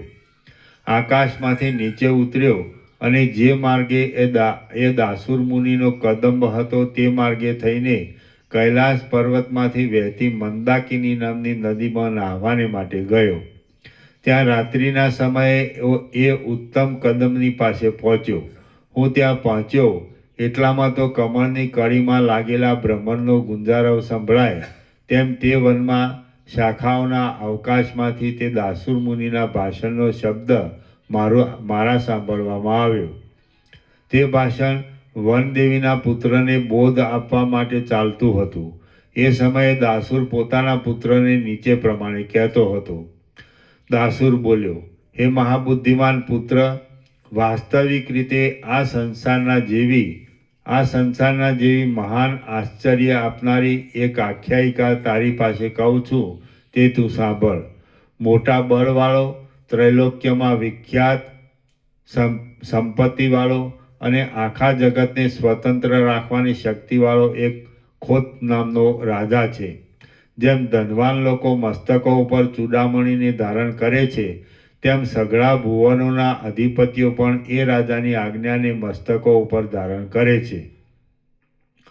સાહસો કરવામાં જ રુચિ ધરાવનારો અને અનેક આશ્ચર્યો ઉપજાવનારા વિહારો કરનારો એ મહાત્મા રાજા ત્રણેય લોકમાં કોઈથી પણ વશ કરી શકાયો નથી. બહુ જ સુખ તથા દુઃખ આપનારી એ રાજાની હજારો ક્રિયાઓ સમુદ્રના અસંખ્ય તરંગોની જેમ કોઈથી ગણી શકાય એમ નથી. જેમ આકાશ મુઠ્ઠીથી દબાવી શકાતું નથી, તેમ એ પ્રબળ રાજાનું બળ જગતમાં શસ્ત્રોથી, અગ્નિઓથી કે કોઈથી પણ દબાવી શકાતું નથી. રચનાથી શોભતી અને મોટા આરંભવાળી એ રાજાની લીલાની થોડી ઘણી નકલ કરવાને ઇન્દ્ર, વિષ્ણુ કે સદાશિવ જેવા પર સમર્થ નથી. હે મહાબાહુ, એ રાજાના ઉત્તમ, મધ્યમ અને અધમ એમ ત્રણ દેહો છે, અને તે દેહો સઘળા વ્યવહારો કરવામાં સમર્થ છે તથા સઘળા જગતમાં વ્યાપીને રહ્યા છે. એ ત્રણ દેહવાળો ખોત રાજા ઘણા વિસ્તારવાળા આકાશમાં ઉત્પન્ન થયો છે, આકાશમાં જ રહ્યો છે અને પક્ષીની જેમ આકાશમાં જ ફર્યા કરે છે. એ રાજાએ તે જ અપાર આકાશમાં એક નગર બનાવ્યું છે અને તેમાં 14 મોટા રાજમાર્ગો છે. એ માર્ગો 3 વિભાગોમાં વહેંચાયેલા છે. તેમાં વનો, ઉપવનો તથા ક્રીડા કરવાના પર્વતોની પંક્તિઓ શોભી રહી છે. તેમાં મોતીની લતાઓના સંગમવાળી 7 વાવો બનાવવામાં આવી છે. એક ઠંડો અને એક ગરમ એવા 2 તેજસ્વી અક્ષય દીવાઓ ત્યાં પ્રકાશ કર્યા કરે છે. ત્યાં ઊંચે જવાનો તથા નીચે જવાનો ખરીદવારૂપ વેપાર ધમધોકાર ચાલ્યા કરે છે. એ જ મોટા નગરમાં એ રાજાએ જંગમપણાવાળા અને નવી નવી શોભાથી ભરેલા કેટલાયક માટીના ભોંયરા બનાવ્યા છે. એ ભોંયરાઓમાંના કેટલાયક ભોંયરાઓને ઊંચે રાખ્યા છે, કેટલાયકને નીચે રાખ્યા છે અને કેટલાયકને મધ્યમાં રાખ્યા છે. એમાંના કેટલાયક લાંબા કાળે નાશ પામે છે અને કેટલાયક શીઘ્ર નાશ પામે છે. સઘળા ભોંયરાઓ કાળા ખંડના છાજોથી ઢાંકેલા છે, 9 દ્વારોથી શણગારેલા છે, નિરંતર ચાલતા પવનોથી ઠંડા અને ઊના થયા કરે છે અને તેઓ ઘણા ગોખોવાળા છે. તેઓ 5 દુષ્ટ દીવાઓના અજવાળાવાળા છે, 3 થાંભલાઓવાળા છે અને ધોળા કાષ્ઠથી જડાયેલા છે. તેમને લીસા લેપથી કોમળ કરવામાં આવ્યા છે અને તેઓ પડખાઓમાં 2 ગલીઓવાળા છે. એ મહાત્મા રાજાએ માયાથી તે ભોંયરાઓમાં રક્ષણ કરનારા મોટા યક્ષો બનાવ્યા છે અને તે યક્ષો સર્વદા પ્રકાશથી ભય પામે છે. જેમ પક્ષી માળાઓમાં ક્રીડા કરે તેમ એ ચાલનારા અનેક ભોંયરાઓમાં તે રાજા અનેક પ્રકારની ક્રીડા કરે છે. એ પુત્ર, 3 શરીરવાળો એ રાજા એ ભોંયરાઓમાં તે યક્ષોની સાથે લીલામાં મગ્ન થઈ નિવાસ કરીને પાછો બીજા ભવિષ્યમાં થનારા નગરમાં જવાની ઈચ્છા કરે છે. ચપળતાવાળા એ રાજાને કોઈ સમયે જ્યારે ભવિષ્ય રચનાવાળા કોઈ નગરમાં જાઓ એવો દ્રઢ વિચાર થાય છે, ત્યારે તે રાજા જાણે ભૂતના વળગાડવાળો હોય તેમ પૂર્વના નગરમાં ઉઠીને દોડે છે અને દોડીને ગંધર્વ નગર જેવા નગરને પ્રાપ્ત થાય છે. એ પુત્ર, બહુ ચપળતાવાળા એ રાજાને કોઈ સમયે હું નહીં જેવો થઈ જાઉં એવી ઈચ્છા થાય છે, તો તે ઈચ્છાને લીધે તરત તે નહીં જેવો થઈ જાય છે. પણ પાછો જેમ જળમાંથી તરંગ પ્રગટ થાય છે તેમ તે પોતાના પૂર્વના સ્વભાવથી જ પ્રગટ થાય છે અને વળી ભારે ભારે આરંભવાળો વ્યવહાર કરવા માંડે છે. એ રાજા કોઈ સમયે પોતાના વ્યવહારની ખટપટને લીધે જ રોગ અને શત્રુ આદિથી પરાભવ પામે છે અને હું કિંકર છું, મૂર્ખ છું તથા દુખ્યો છું એમ શોક કરવા લાગે છે. કોઈ સમયે જેમ વર્ષા ઋતુમાં થયેલા થોડાક વરસાદથી નદીનો વેગ ડોલાઈ જાય છે, તેમ એ રાજા પોતાના આગલા સુખોના સ્મરણથી દોડાઈ જાય છે. હે પુત્ર, એ મોટો મહિમાવાળો ખોથ રાજા પવનના વેગથી આકુર થયેલા સમુદ્રની જેમ કોઈ સમયે ઉત્કર્ષ પામે છે, કોઈ સમયે વેગમાં આવી જાય છે, કોઈ સમયે ઉછળવા લાગે છે, કોઈ સમયે ચલિત થાય છે, કોઈ સમયે પ્રૌઢ દેખાવવાળો થાય છે અને કોઈ સમયે પ્રૌઢ દેખાવવાળો છતાં પણ દોડાઈ જાય છે. શ્રી યોગ વાસિષ્ઠ મહારામાયણમાં સ્થિતિ પ્રકરણનો ખોત્થ વિભવ વર્ણન નામનો સર્ગ 52મો સમાપ્ત. સર્ગ 53મો ખોથ રાજાના કલ્પિત ઉદાહરણનો સિદ્ધાંત. આ 53મા સર્ગમાં જગત સંકલ્પથી જ કલ્પાયેલું છે એ વિષયના ઉદાહરણ રૂપે ખોથ રાજાના વૃત્તાંતનો સાચો અભિપ્રાય કહેવામાં આવશે. વશિષ્ઠ બોલ્યા, હે રામ, ત્યાં મધ્યરાત્રિએ જંબુદ્વીપના કદંબની ટોચ ઉપર બેઠેલા પવિત્ર મનવાળા પોતાના પિતા દાસુર મુનિને પુત્રે આ પ્રમાણે પૂછ્યું. પુત્ર બોલ્યો, હે પિતા, ઉત્તમ આકારવાળો ખોથ નામનો એ રાજા કોણ છે અને આ તમે મારી પાસે શું કહ્યું એ યથાર્થ રીતે કહો.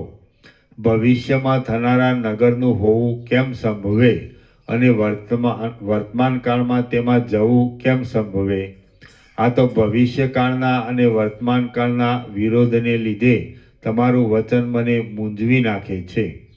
દાસુર બોલ્યા, હે પુત્ર, હવે આ વાતનો તને વાસ્તવિક અભિપ્રાય કહું છું તે સાંભળ. એટલે આ સંસારરૂપી ચક્રનું સ્વરૂપ તારા સમજવામાં આવશે. સંસારનું ચક્ર સત્તા વગરના અજ્ઞાનથી જ ઉત્પન્ન થયેલું છે અને તેથી મિથ્યા હોવા છતાં પણ બહુ વિસ્તીર્ણ થયું છે. એ વિષય સમજાવવાને માટે જ મેં તારી પાસે આ આખ્યાન કહ્યું છે.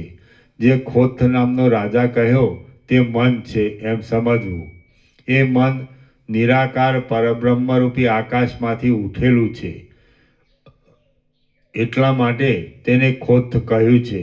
કૌંસમાં ખ એટલે આકાશમાંથી અને ઉત્થ એટલે ઉઠેલું એવો અર્થ છે.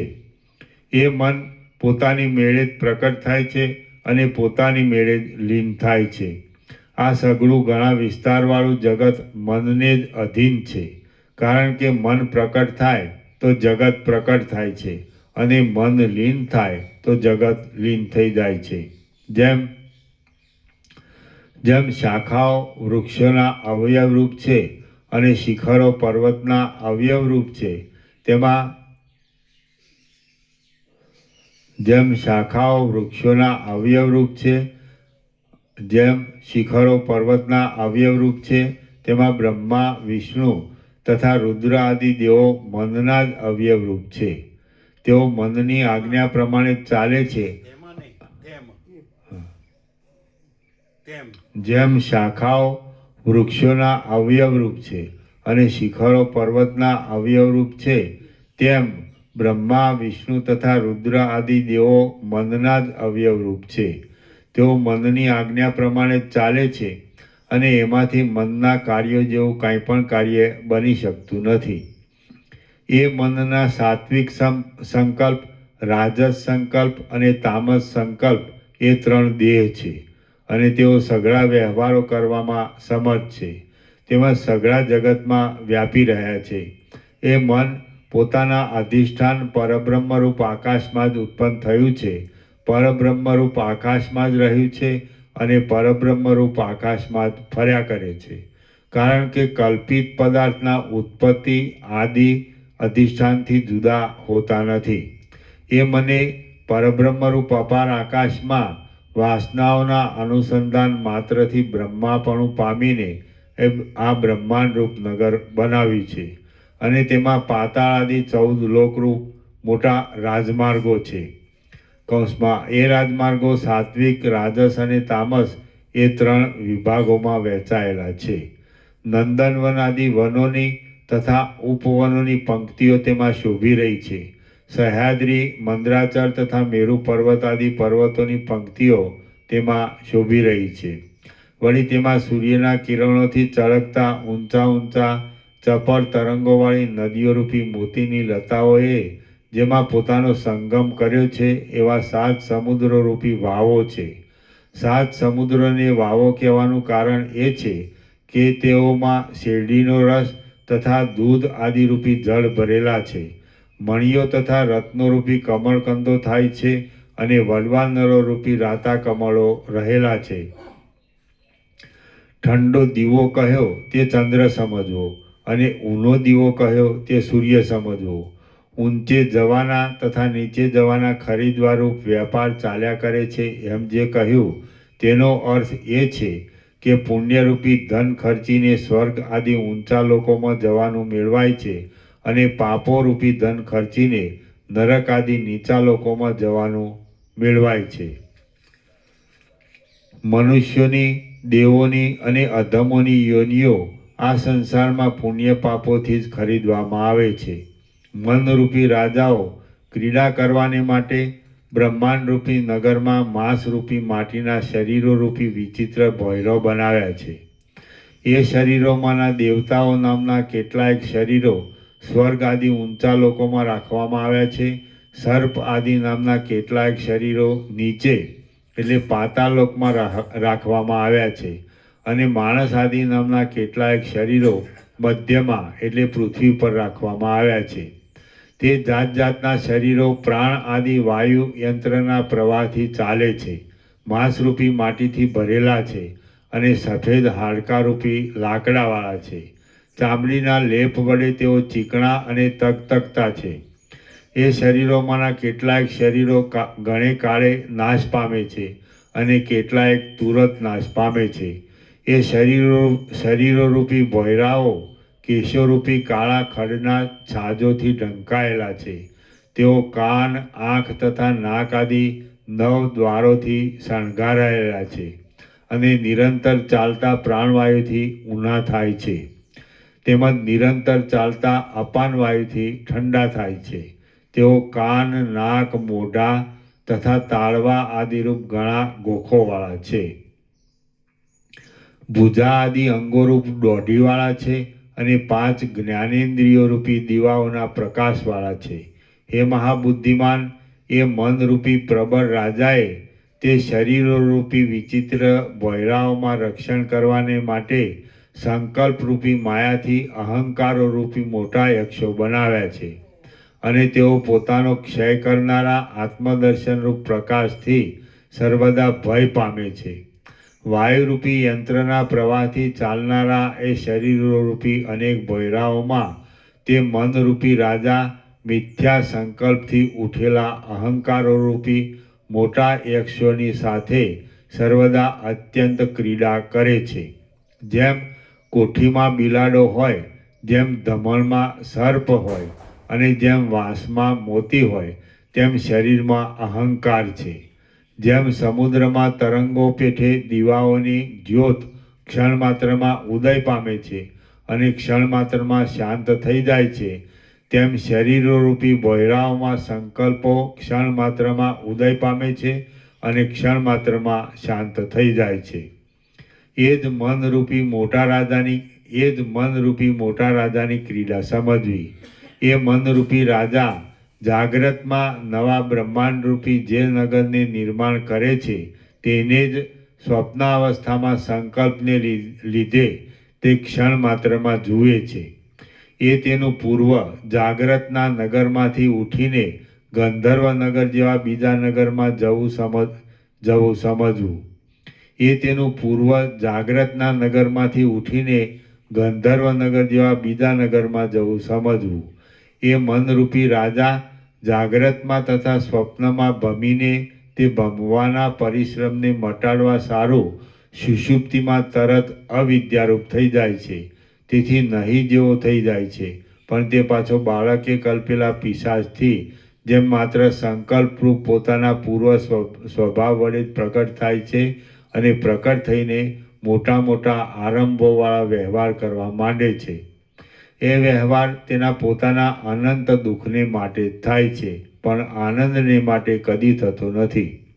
એ મનરૂપી રાજા ગાઢ અંધારાના જેવી અંધતા આપનારા આ જગતરૂપી મોટા દુઃખને પોતે જ પ્રકટ થઈને બનાવે છે અને પોતે જ નષ્ટ થઈને નષ્ટ કરી નાખે છે. જેમ એક વાંદરાએ અડધા વેરાયેલા લાકડા વચ્ચે નાખેલા ખીલાને પોતાના અટકચાળાપણાથી કાઢી લીધો અને પછી તે અડધું વેરાયેલું લાકડું ભેગું થઈ જવાને લીધે વૃષણો ચગદાઈ જતા તે દુઃખી થયો હતો, તેમ મનરૂપી રાજા પણ પોતાના જ અટકચાળાપણાથી દુઃખી થાય છે અને તેથી તેને રોવું પડે છે. જેમ અકસ્માત ટપકતા મધના બિંદુઓ ચાટવાના મળવાથી ગધેડો ઊંચી ડોક કરીને આનંદ માની લે છે, તેમ મનરૂપી રાજા કોઈ સમયે પોતે જ સંકલ્પથી બનાવેલા વિષય સુખનો અંશ મળતા પ્રફુલ્લિત થઈને આનંદ માની લે છે. એ મનરૂપી રાજા બાળકની જેમ પોતે પોતાના સંકલ્પથી જ ક્ષણ માત્રમાં આસક્ત બની જાય છે, ક્ષણ માત્રમાં વૈરાગ્ય પામી જાય છે અને ક્ષણ માત્રમાં વિકાર પામી જાય છે. આથી હે પુત્ર, એ મનને સઘળા બાહ્ય પદાર્થોમાંથી પાછું વાળી દે અને તેને તત્વજ્ઞાનથી નિર્મૂળ કરી નાખીને જે રીતે તારી બુદ્ધિ તારા આત્મતત્વમાં વિશ્રાંતિ લે તેમ તું કર. એ મનરૂપી દુષ્ટ રાજાના સાત્વિક, રાજસ અને તામસ સંકલ્પો રૂપી ઉત્તમ, મધ્યમ અને અધમ એવા 3 દેહો જ જગતની સ્થિતિના કારણરૂપ છે. મન જો તામસ સંકલ્પરૂપી અધમ દેહવાળું હોય તો તે નિરંતર દુષ્ટ વિષયોમાં પ્રવૃત્ત થાય છે અને નરકમાં પડવારૂપ મોટું કંગાળપણું પામીને છેવટે કીટ પતંગની યોનિને પ્રાપ્ત થાય છે.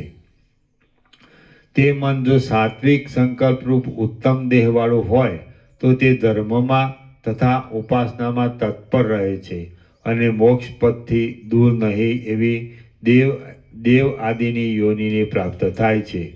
જો મન રાજસ સંકલ્પરૂપ મધ્યમ દેહવાળું હોય તો તે સ્ત્રી પુત્ર આદિની વાસનાઓથી રંગાઈ રહીને સંસારમાં મનુષ્યોની યોનિને પ્રાપ્ત થાય છે. પણ હે મહામતી, જો એ 3 દેહને છોડી દે તો પોતે જ ક્ષીણ થઈને પરમપદને પામે છે. હે પુત્ર, આમ છે એટલા માટે તું વૈરાગ્ય વડે સઘળી ઇન્દ્રિયોને બાહ્ય વિષયોમાં જતી રોકીને તથા મન વડે જ મનને નિયમિત કરીને બહારના તથા અંદરના વિષયો સહિત સંકલ્પનો નાશ કર.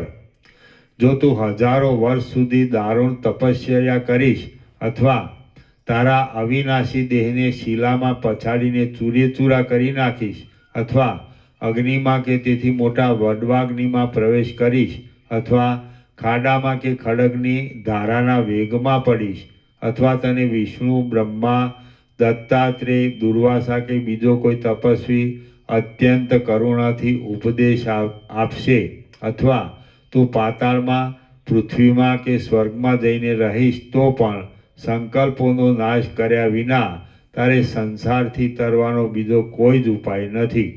માટે હે પુત્ર, સંકલ્પોનો ક્ષય કે જે બાદ રહિત છે, નિર્વિકાર છે, સુખરૂપ છે અને પરમ પાવન છે તેને વિશે સાધન ચતુષ્ટય મેળવીને તું તે કરવાનો પરમ ઉદ્યોગથી યત્ન કર. હે નિર્દોષ પુત્ર, સંસાર સંબંધી સઘળા પદાર્થો સંકલ્પરૂપી તંતુમાં પરોવાયેલા છે અને એ તંતુ કપાઈ જાય તો એ પદાર્થો વિંખાઈ જઈને ક્યાં જાય છે એનો પત્તો પણ મળતો નથી.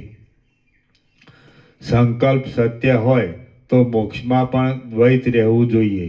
અસત્ય હોય તો મોક્ષ જ સિદ્ધ થતો નથી અને સત્ય પણ હોય અથવા અસત્ય પણ હોય તો મોક્ષમાં પણ કોઈ સમયે બંધ પ્રાપ્ત થવાનો સંભવ છે.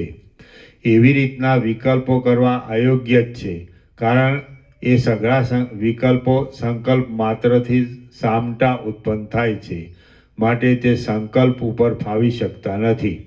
અને જ્યારે સંકલ્પ ઉપર પણ ફાવી શકતા નથી ત્યારે બ્રહ્મનો તો સ્પર્શ પણ કરી શકે નહીં, તેમાં કહેવું શું?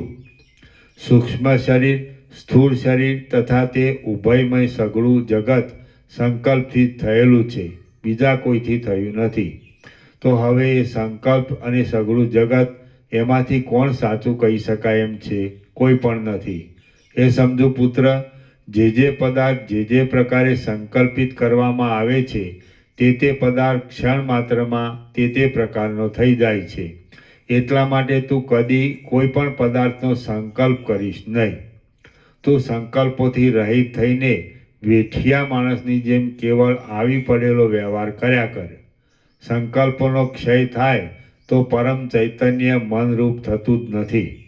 સંકલ્પોનો ક્ષય થાય તો પરમ ચૈતન્ય મનરૂપ થતું જ નથી. તું સાક્ષાત પરબ્રહ્મ જ છે, પણ પોતાની ભ્રાંતિને લીધે તે યોનિઓમાંથી તે પ્રાણીઓ રૂપે ઉત્પન્ન થઈને વ્યર્થ જગત સંબંધી દુઃખોનો અનુભવ તારે કરવો પડે છે. તે યોગ્ય નથી જ. હે નિર્દોષ પુત્ર, આ પ્રમાણે છે એટલા માટે જ્ઞાન પામ્યા વિના મરવું એ તે યોનિઓમાં મોટું સંકટ ભોગવવાને માટે થાય છે. તે તને પ્રાપ્ત થાય એ યોગ્ય નથી. સમજુ પુરુષો તો જેનાથી સઘળા દુઃખો ટળી જાય એવો જ માર્ગ પકડે છે, બીજો માર્ગ પકડતા નથી. તું તત્વવેત્તાપણાને પ્રાપ્ત થા. સંકલ્પોના સમૂહને બળાત્કારથી અત્યંત નષ્ટ કરી નાખ. ચિત્તની વૃત્તિને અત્યંત શાંત કરી દે અને અખંડ સુખને માટે તે અદ્વૈત પદને સંપાદન કર. શ્રી યોગવાસિત મહારામાયણમાં સ્થિતિ પ્રકરણનો સંસાર નગર વિકલ્પ યોગ વિચાર નામનો સર્ગ 53મો સમાપ્ત. સર્ગ 54મો સંકલ્પની ઉત્પત્તિ વગેરેનું નિરૂપણ. આ 54મા સર્ગમાં સંકલ્પની ઉત્પત્તિ, સંકલ્પનું રૂપ, સંકલ્પનું ગાઢાપણું અને સંકલ્પનો ઉચ્છેદ એનું નિરૂપણ કરવામાં આવશે. પુત્ર બોલ્યો, હે સમર્થ પિતા, સંકલ્પ કેવો હોય છે, કેમ ઉત્પન્ન થાય છે, કેમ વધે છે અને કેમ નષ્ટ થાય છે એ મને કહો. દાસુર બોલ્યો, અનંત અને સામાન્ય સત્તારૂપ આત્મતત્વમાં મનપણાનો જે પ્રાદુર્ભાવ થાય છે તે જ સંકલ્પરૂપી વૃક્ષનો પહેલો અંકુર છે. જેમ વાદળું પ્રથમ નાનું હોય છે પણ પાછળથી ધીરે ધીરે ઘાટું થઈ આકાશમાં વ્યાપીને ભારે ઠંડી ઉત્પન્ન કરે છે, તેમ સંકલ્પનો મનરૂપી પહેલો અંકુર પ્રથમ લેશ માત્ર હોય છે તો પણ પાછળથી ધીરે ધીરે ઘાટો થઈને અધિષ્ઠાનમાં ફેલાઈ જાય છે અને અધિષ્ઠાનને જડ પ્રપંચાકાર બનાવી દે છે. આત્મતત્વરૂપી ચૈતન્ય એક અંશમાં માયાને લીધે પોતાથી જુદા જેવા જગતને ધારવા લાગતા મનરૂપ થતા જેમ બીજ અંકુરપણાને પામે છે તેમ સંકલ્પપણાને પ્રાપ્ત થાય છે. એ સંકલ્પથી બીજો સંકલ્પ પોતાની મેળે તરત થાય છે અને પોતાની મેળે તરત વધે છે. એથી દુઃખ જ થાય છે પણ સુખ થતું નથી. જેમ સમુદ્ર જળ માત્ર છે તેમ જગત સંકલ્પ માત્ર છે. તને સંકલ્પ વિના બીજું કોઈ પણ સંસારરૂપી દુઃખ નથી. જે સંકલ્પ છે તે જ સંસાર છે. એ સંકલ્પ ખોટી રીતે કાકતાલીયના જેવા યોગથી તે ઝાંઝવાના પાણીની જેમ અને ચંદ્રમાં બે પાણાની ભ્રાંતિની પેઠે ઉત્પન્ન થયો છે અને ખોટો હોવા છતાં તે વૃદ્ધિ પામે છે. જેમ બીજોરાના ફળને ગળી જનારા માણસને ધોળા પદાર્થમાં સોનાની ખોટી પ્રતીતિ થાય છે, તેમ તારા સ્વરૂપમાં ખોટો સંકલ્પ પોતાની મેળે જ ઉદય પામ્યો છે. તારો જન્મ થયો છે એ પણ ખોટું છે અને તારું દેહરૂપે વર્તમાનપણું છે એ પણ ખોટું છે. જો મારો ઉપદેશ યથાર્થ રીતે ઠસી જાય તો સઘળું અસત્ય નાશ પામી જાય. જે અજ્ઞાનને લીધે જે પૂર્ણાત્મા છે તે હું જ છું અને આ સુખ દુઃખમય જન્મ આદિ ભાવો મને મિથ્યા જ છે એવો વિશ્વાસ તને થતો નથી. તે જ અજ્ઞાનને લીધે તું પરિતાપ પામે છે. તને જન્મ આદિનો સંબંધ નહીં હોવા છતાં પણ તું ભ્રાંતિથી જન્મ્યો છે. પૂર્ણ બ્રહ્મનો જન્મ થવો સંભવે જ કેમ? તું પોતાની મેળે સંકલ્પને લીધે જ નિરર્થક જળરૂપ થઈ ગયો છે. તું કલ્પના જ કર નહીં અને આ સ્થિતિમાં પૂર્વના સુખ દુઃખાદિકનું સ્મરણ ત્યજી દે. સંકલ્પ અને પૂર્વના સુખ દુઃખાદિકનું સ્મરણ છોડી દે એટલે તેટલું કરવાથી જ બ્રહ્મપદ પામવાની યોગ્યતા આવે છે. સંકલ્પનો ક્ષય થવાથી સંસાર સંબંધી ભયો પ્રાપ્ત થતા નથી અને તે સંકલ્પ પૂર્વના સુખ દુઃખાદિકનું સ્મરણ નહીં કરવાથી પોતાની મેળે જ નાશ પામે છે. પુષ્પની પાંખડી હાથ વડે ચોરી નાખવામાં કંઈક પ્રયત્ન કરવાની જરૂર પડે છે, પણ સંકલ્પનો નાશ તો સ્મરણ છોડી દેવાથી થાય છે. તેમાં તેટલો પ્રયત્ન કરવાની પણ જરૂર પડે એમ નથી. પુષ્પની પાંખડી હાથ વડે ચોરી નાખવામાં કંઈક પ્રયત્ન કરવાની જરૂર પડે છે, પણ સંકલ્પનો નાશ તો સ્મરણ છોડી દેવાથી થાય છે. તેમાં તેટલો પ્રયત્ન કરવાની પણ જરૂર પડે એમ નથી. હે પુત્ર, ફૂલને ચોરી નાખવામાં હાથ ચલાવવારૂપ સહેજ પરિશ્રમ કરવો પડે છે, પરંતુ સંકલ્પનો ક્ષય કરવામાં એટલો પરિશ્રમ પણ કરવો પડે એમ નથી. જેમ સંકલ્પનો નાશ કરવાની ઈચ્છા હોય તેણે પૂર્વના સુખ દુઃખાદિકનું સ્મરણ કરવું નહીં. એટલે લીલા માત્રથી અડધા નિમેષમાં જ સંકલ્પ હણાઈ જાય છે. પોતામાં પૂર્ણાનંદપણાના ચિંતન માત્રથી પોતાનું ભૂલાઈ ગયેલું સ્વરૂપ ઉપસ્થિત થાય છે. હે પુત્ર, જે વસ્તુ કષ્ટસાધ્ય હોય તેને પણ પ્રયત્નથી પ્રાપ્ત કરી લેવામાં આવે છે, ત્યારે તારું સ્વરૂપ ઉપસ્થિત કરી લેવું એ બહુ મોટી વાત નથી. એ સ્વરૂપ કોઈનું થઈ ગયું નથી અને એ કોઈ જાતની વિકૃતિ પામ્યું નથી. હે મુનિ, સંકલ્પને છોડી દેવાના સંકલ્પને અને સ્વરૂપના મનનથી મનને કાપી નાખીને તું પોતાના સ્વરૂપમાં જ રહે. એટલું કરવામાં શી અશક્યતા છે? હે મોટી બુદ્ધિવાળા, સંકલ્પ ઉપશાંત થઈ જાય તો આ સઘળું સંસારરૂપી દુઃખ મૂળ સહિત ઉપશાંત થઈ જાય છે. જે સંકલ્પ છે તે જ મન છે, તે જ જીવ છે અને તે જ ચિત્ત છે, તે જ બુદ્ધિ છે અને તે જ વાસના છે. હે ઉત્તમ અર્થવેત્તા, મન, જીવ, ચિત્ત, બુદ્ધિ અને વાસના એમાં નામથી જ જુદાઈ છે, પણ અર્થથી જુદાઈ નથી. અહીં સંકલ્પ વિના બીજું ક્યાંય કાંઈ પણ નથી. એટલા માટે હૃદયમાંથી સંકલ્પને જ કાપી નાખ. બીજી ચિંતા તું શા માટે કરે છે? જેમ નિર્જળ ભૂમિ વાસ્તવિક રીતે ઝાંઝવાના પાણીથી રહિત જ છે, તેમ તારું સ્વરૂપ જગતથી રહિત જ છે. કારણ કે ઝાંઝવાના પાણી અને જગત એ બંને મિથ્યા આરોપથી જ વિસ્તાર પામે છે. આ સગળું જગત પોતે ખોટું છે અને ખોટા સંકલ્પે જ કરેલું છે.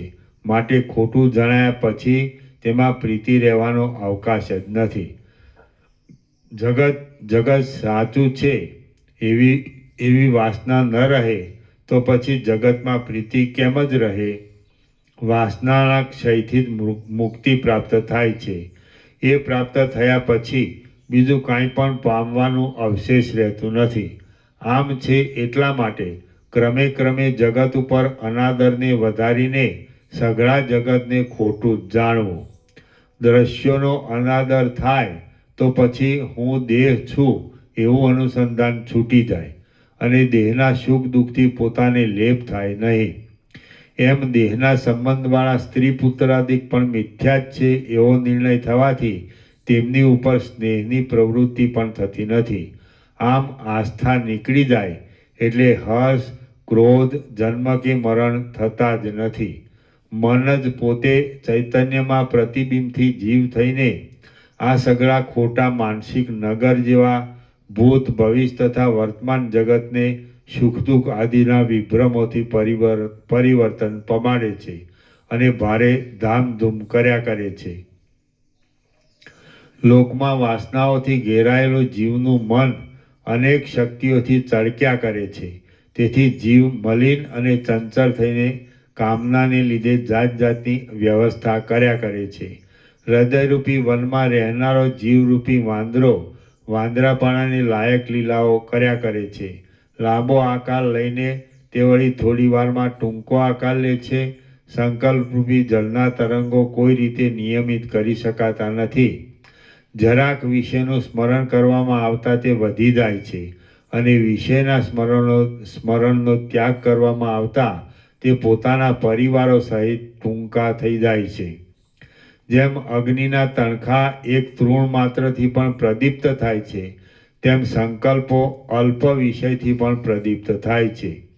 હે પુત્ર, વીજળીના અગ્નિઓ જગતમાં અપ્રકટ આકારવાળો છે, પ્રદીપ્ત છે, ક્ષણભંગુર છે, ભ્રાંતિ આપનારા છે અને જડથી જ સ્થિતિ પામનારા છે. તેમ સંકલ્પો પણ જગતમાં અપ્રકટ આકારવાળા છે, પ્રદીપ્ત છે, ક્ષણભંગુર છે, ભ્રાંતિ આપનારા છે અને જળથી સ્થિતિ પામનારા છે. હે પુત્ર, જે પદાર્થ ખોટો હોય તેને ટાળવાનો ઉપાય તરત જ થઈ શકે છે અને તેથી તે તરત ટાળી શકાય છે, એમાં કશો સંદેહ નથી. કેમ કે ખોટો પદાર્થ કદી પણ સાચો હોતો નથી. જો સંકલ્પ સાચો પદાર્થ હોય તો ટાળવો અશક્ય થઈ પડે, પણ તે સાચો નથી અને અત્યંત ખોટો જ છે અને તેથી જ તે સહેજે ટાળી શકાય એવો એમ છે. હે પુત્ર, જો કોલસાની કાળાશની પેઠે સંસારરૂપી મેલ સ્વાભાવિક હોય તો તેને ધોઈ નાખવામાં કોણ પ્રવૃત્તિ કરે? છતાં જે એવી પ્રવૃત્તિ કરે તે મૂર્ખ કહેવાયા વગર કેમ રહે? સંસારરૂપી મેલ સ્વાભાવિક નથી, એ તો ચોખામાં રહેલા ફોતરા જેવો છે. આથી પુરુષ પ્રયત્નથી તે ટળી જાય છે. હે પુત્ર, જો કે સંસારરૂપી મેલ અનાદિકાળનો છે તો પણ તેને જ્ઞાની પુરુષ અનાયાસથી ટાળી શકે છે. જેમ ચોખાનું ફોતરું અને ત્રાંબાની કાળાશ ક્રિયાથી નષ્ટ થાય છે, તેમ જીવનો સંસારરૂપી મેલ જ્ઞાનથી નષ્ટ થઈ જાય છે, એમાં કોઈ જાતનો સંદેહ નથી. એટલા માટે તું જ્ઞાનના અભ્યાસમાં ઉદ્યમવાળો થા. ખોટા વિકલ્પોથી ઉઠેલા આ સંસારને તે આટલા કાળ સુધી જીત્યો નથી એ બહુ ભૂલ કરી છે. એ તો થોડા પ્રયત્નથી અને થોડી વારમાં જ નષ્ટ થઈ જાય એમ છે. ખોટી વસ્તુ લાંબા કાળ સુધી ક્યાંય રહે કે? જેમ સારી પેઠે જોવાથી ચંદ્રના બે પાણાનો વિભ્રમ ખોટો પડી જાય છે અને માણસને અંધારાને લીધે થયેલી પોતાની આંધળાપણાની ભ્રાંતિ દીવાના પ્રકાશથી ખોટી પડી જાય છે, તેમ આ સંસાર વિચારથી ખોટો પડી જાય છે. હે પુત્ર, આ સંસાર તારો નથી અને તું સંસારનો નથી. તું એવી ખોટી ભ્રાંતિને ત્યજી દે. આ સંસાર ખોટો છે છતાં સાચા જેવો દેખાય છે. તારે તેનું વારંવાર સ્મરણ કરવું યોગ્ય નથી. મોટી સંપત્તિથી દીપતા મારા આ ભોગવિલાસો સાચા છે અને વિનાશ નહીં પામે એવો તારે મનમાં વૃથા વિભ્રમ રાખવો જ નહીં. તું તારા વિસ્તાર પામેલા વિલાસો અને બીજું પણ જે કાંઈ દ્રશ્ય છે તે સઘળું આત્મતત્વ જ છે, કાંઈ પણ આત્મતત્વથી જુદી સત્તાવાળું નથી. શ્રી યોગ વાસિષ્ઠ મહારામાયણમાં સ્થિતિ પ્રકરણનો સંકલ્પ ચિકિત્સા નામનો સર્ગ 54મો સમાપ્ત. ઓમ ઓમ ઓમ. પ્રસાદ આપી દો.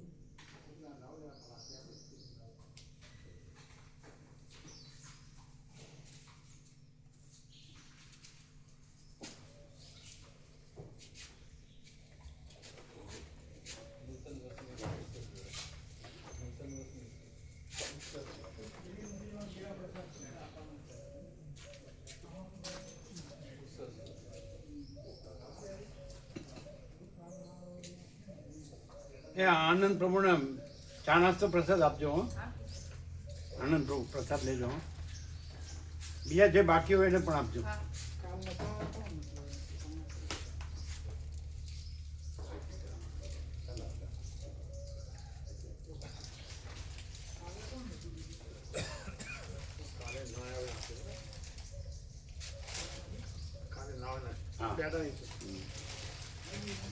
એમને એને કોથળી આપજો, મૂકવા બધું કોથળી આપો.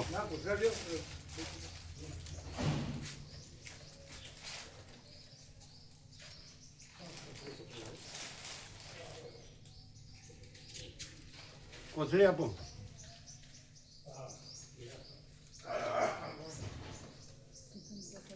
બધાને આપો, જેને જોવે એને આપો.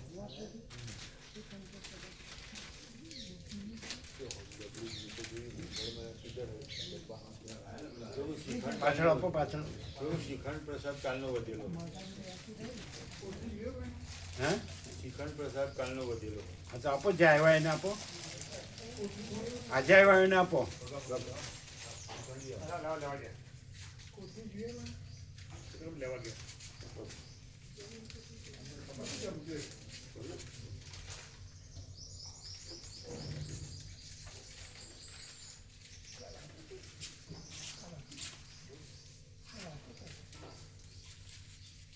એ આમને છાલ વગર સારું છે તમારે?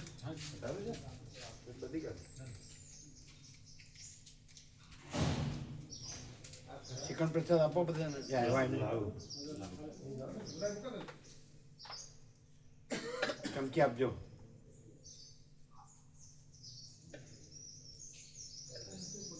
આપો જટ. પેલા ચિકન પ્રસાદ લો. બીજું કરવા રહેશે પછી.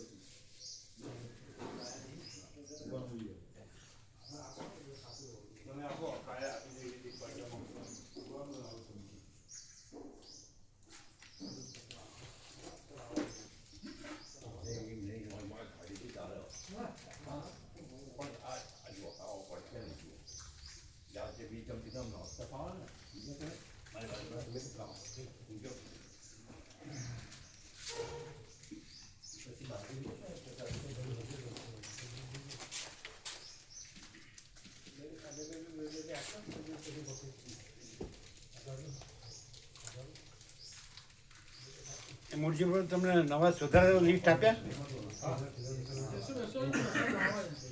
ધનજી પ્રભુને બાકી હશે એ સુધારેલા લિસ્ટ. ધનજી પ્રભુને આપો 17. તમને 17 આપ્યા? હમણાં સુધારેલા છેલ્લા કાલે આવ્યા એને બાકી છે બેને. એને ધનજી પ્રભુને 17 આપો.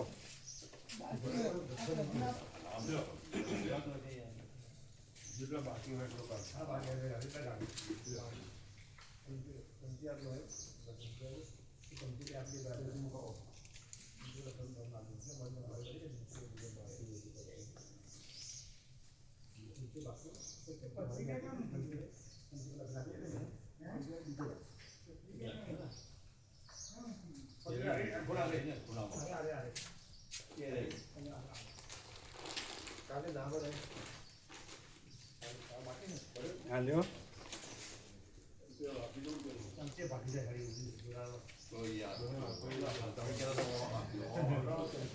બરોબર છે ને? બરોબર.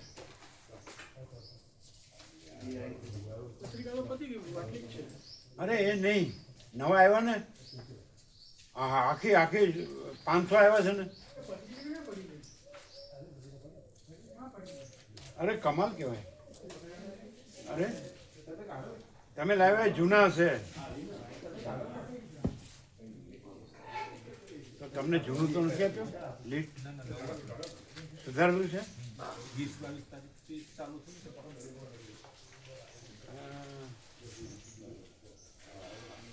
તો અમને જૂનું આપ્યું હશે કદાચ. પેલા લાવ્યા જૂના હતા, અમને તમે લાવ્યા છે પણ એ અલગ પડેલા પેલી દબાઈ ગયેલી અંદર. આપો 17 બેને આપો.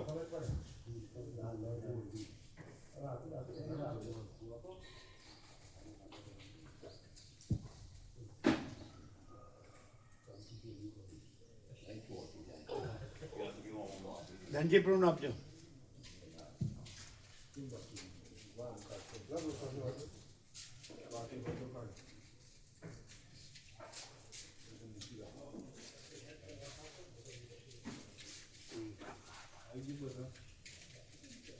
એ આપો બેને 17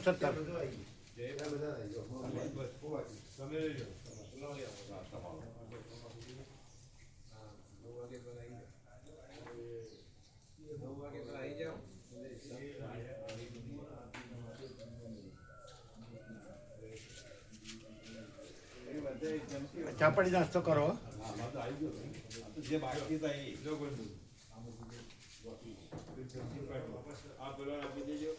પછી કઈ બાજુ જવાનું છે અત્યારે જ?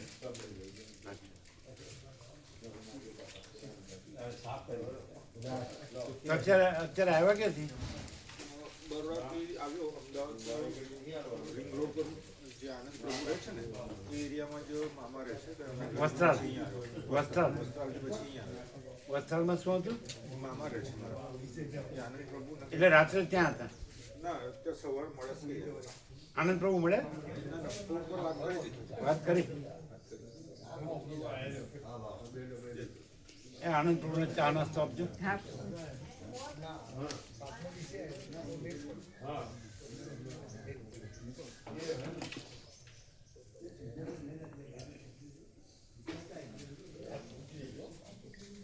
એ કુદર પ્રભુ નથી આવ્યા? એમના પડોશી એક બેન મળી એક્સપાયર છે એમના પડોશી? એમના પડોશમાં એક બેન એક્સપાયર થઈ ગઈ. અચ્છા. માતાજી તો રસોઈયા પ્રભુ આવો છો. હા રસોઈયા પ્રભુ આવો છો અત્યારે. કોણ? રસોઈયા પ્રભુ લિસ્ટ લેવા. હા હા તમે છો ને? હા છે. એટલે જોડે લિસ્ટ લઈ લીધી. હા છે ને તમારી પાસે લિસ્ટ છે ને? હા લિસ્ટ છે ને તમારી પાસે? હા છે. બધું લિસ્ટ છે ને? હા છે હવે.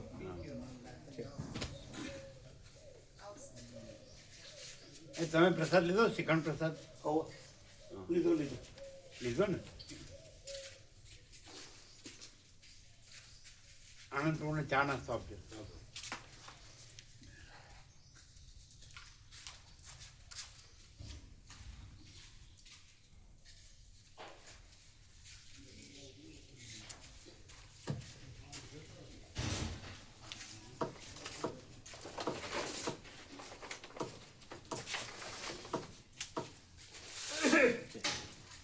તો ઉભા રહ્યો.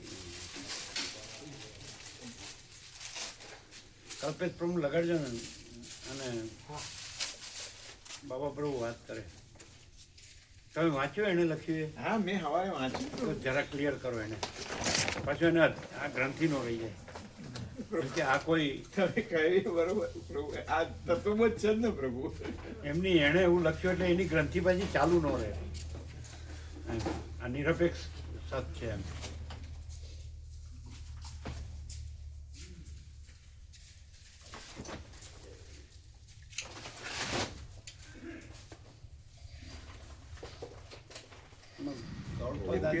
કોઈ મારો પણ મોબાઈલ હું વાંચી ફરી જ જોઈ લઉં. ના ના એક વાર હા તો વાંચ્યું ને ઉભા ઉભા એને કલ્પેશ પ્રભુનું કાલનું વંચાવો પેલા, હા લાવ પેલા એ એટલે પછી ફોન કરો. હા આનંદ પ્રભુ મેં ચા હવારે પણ તો પેલા વાંચ્યું. નાસ્તો છે ને આપો.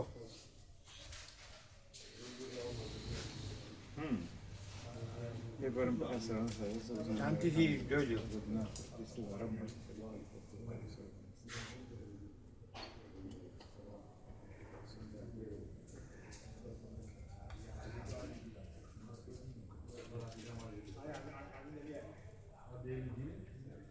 લાખ રૂપિયા સેવા આવી ગઈ.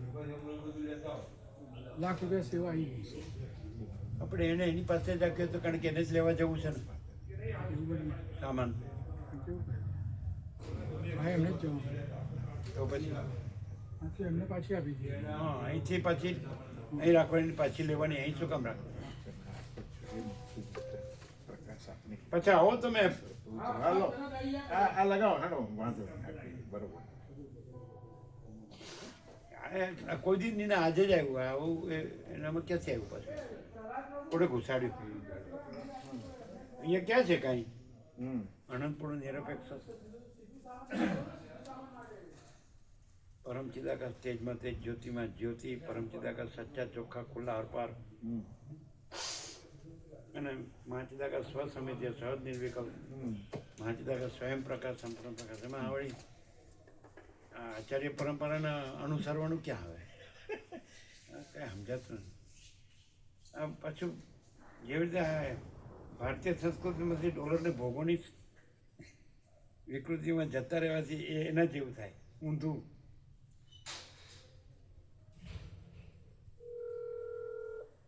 ત્યાં બેસીને કરો વાત, જે આપો એને.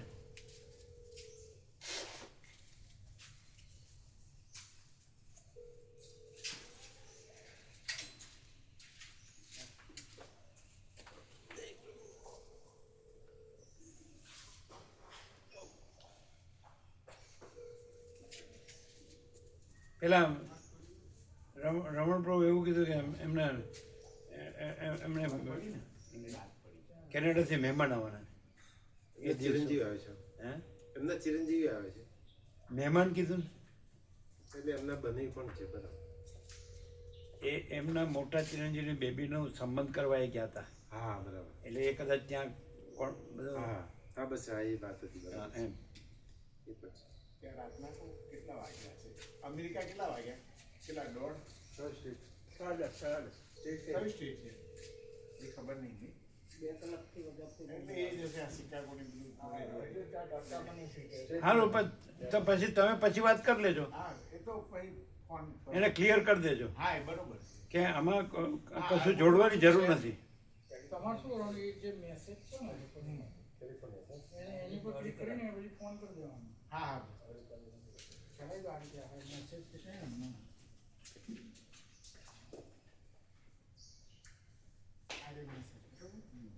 એમ કે આ જે નામ તમારામાં જે આવતું હોય એની પર ક્લિક કરશો ને પછી ફોન કરી દેવાનો.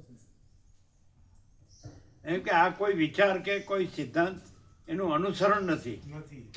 આ તો જે અનાદિ સિદ્ધ સત છે, જે સ્વયં, અને જેમાં આદિ મધ્યાંત નથી, અને જે એક જ છે, બીજું છે જ નહીં, બીજું થતું નથી, જે અનંત અનંત હી અનંત હૈ, અનંત મેં અનંત હી હૈ, એ છે પોતે સ્વયં. ખ્યાલ તમને તો સ્પષ્ટ જ છે ને? બિલકુલ પ્રભુ. એટલે એને આ ગ્રંથિ નો રહે. હા બરોબર. આ ગૌડપાદ શંકરને પાછું આ તો પહેલી વાર લાવ્યા. હા કોઈ શાસ્ત્ર ગુરુ કે હા એ નથી. હા એ તો આભાસમાં આવે એમ કહેવાય. અને આ તો માચિદાકા સ્વયં પ્રકાશ સંપૂર્ણ પ્રકાશ છે ને, એમાં કોઈ આભાસ નથી. અને આભાસનું અનુસરણ તો હોય જ ક્યાંથી? સ્વયં પ્રકાશ ને આભાસનું અનુસરણ ન હોય, આભાસ પરંપરાનું અનુસરણ ન હોય, બરોબર છે. મહાસાગરના કઈ તરંગનું અનુસરણ ના હોય, તરંગનું અનુસરણ ના હોય. ના હોય. ગૌડપાલ ને આદિશંકર ને અવતારો કે જગતગુરુ કે પૈગંબર કે વિશ્વ વિભૂતિ, ઈશ્વર સાક્ષાત્કારી, આત્મ સાક્ષાત્કારી, સમ્યક પ્રબુદ્ધ કે નિર્વિકલ્પ સમાધિ સિદ્ધ, એ બધા તરંગો છે, તરંગો આભાસ છે. અને આ તો સ્વયં અનંત સંપૂર્ણ મહાચિદાકાશ મહાસાગર, આને પોતે જ છે. પોતે સત્તા પ્રકાશ છે, પોતે મહાકૈવલ્ય છે, પોતે મહાસામાન્ય છે, અને પોતે જ છે, અને બીજું નથી ને બીજું થતું નથી. એને કાંઈ આભાસ એમાં કાંઈ છે જ નહીં, એનું અનુસરણ ન હોય. અને એ લોકો એ સ્વયં પ્રકાશની વાતો આભાસથી કરે છે, આભાસની પરંપરા કરે છે, આભાસને ગણીને કરે. અને આભાસ છે જ નહીં, અને આભાસની પરંપરા છે જ નહીં. અને સ્વયં પ્રકાશને આભાસને અનુસરવાનું ન હોય. એ તો સ્વયં પ્રકાશ છે જ, પોતે જ છે. પોતે જ પ્રકાશ. અને એને તો નિરપેક્ષનો ખૂબ અભ્યાસ છે આને તો પણ ખબર ને આવું કેમ કર્યું. નિરપેક્ષતા એનો પાકો છે. એ ક્યારેક ક્યારેક છે ને, દરેક અજ્ઞાની સંસારી હોય ને, એ બધી જે સત્ય છે એને જાણે જાણતો એવી રીતે વાત કરે, અને પાછો પોતાના અજ્ઞાનથી પણ આરોપ કરે. ખ્યાલ આવે? દ્વૈત ભ્રમ હોય ને, કેમ તમારો રાજ્યપ્રભુ શું કર્યું? કૃપા કૃપા કર્યા કરે છે. દ્વૈતમાં કૃપા ક્યાં હોય? સમજાય? આત્મકૃપા હી કેવલમ.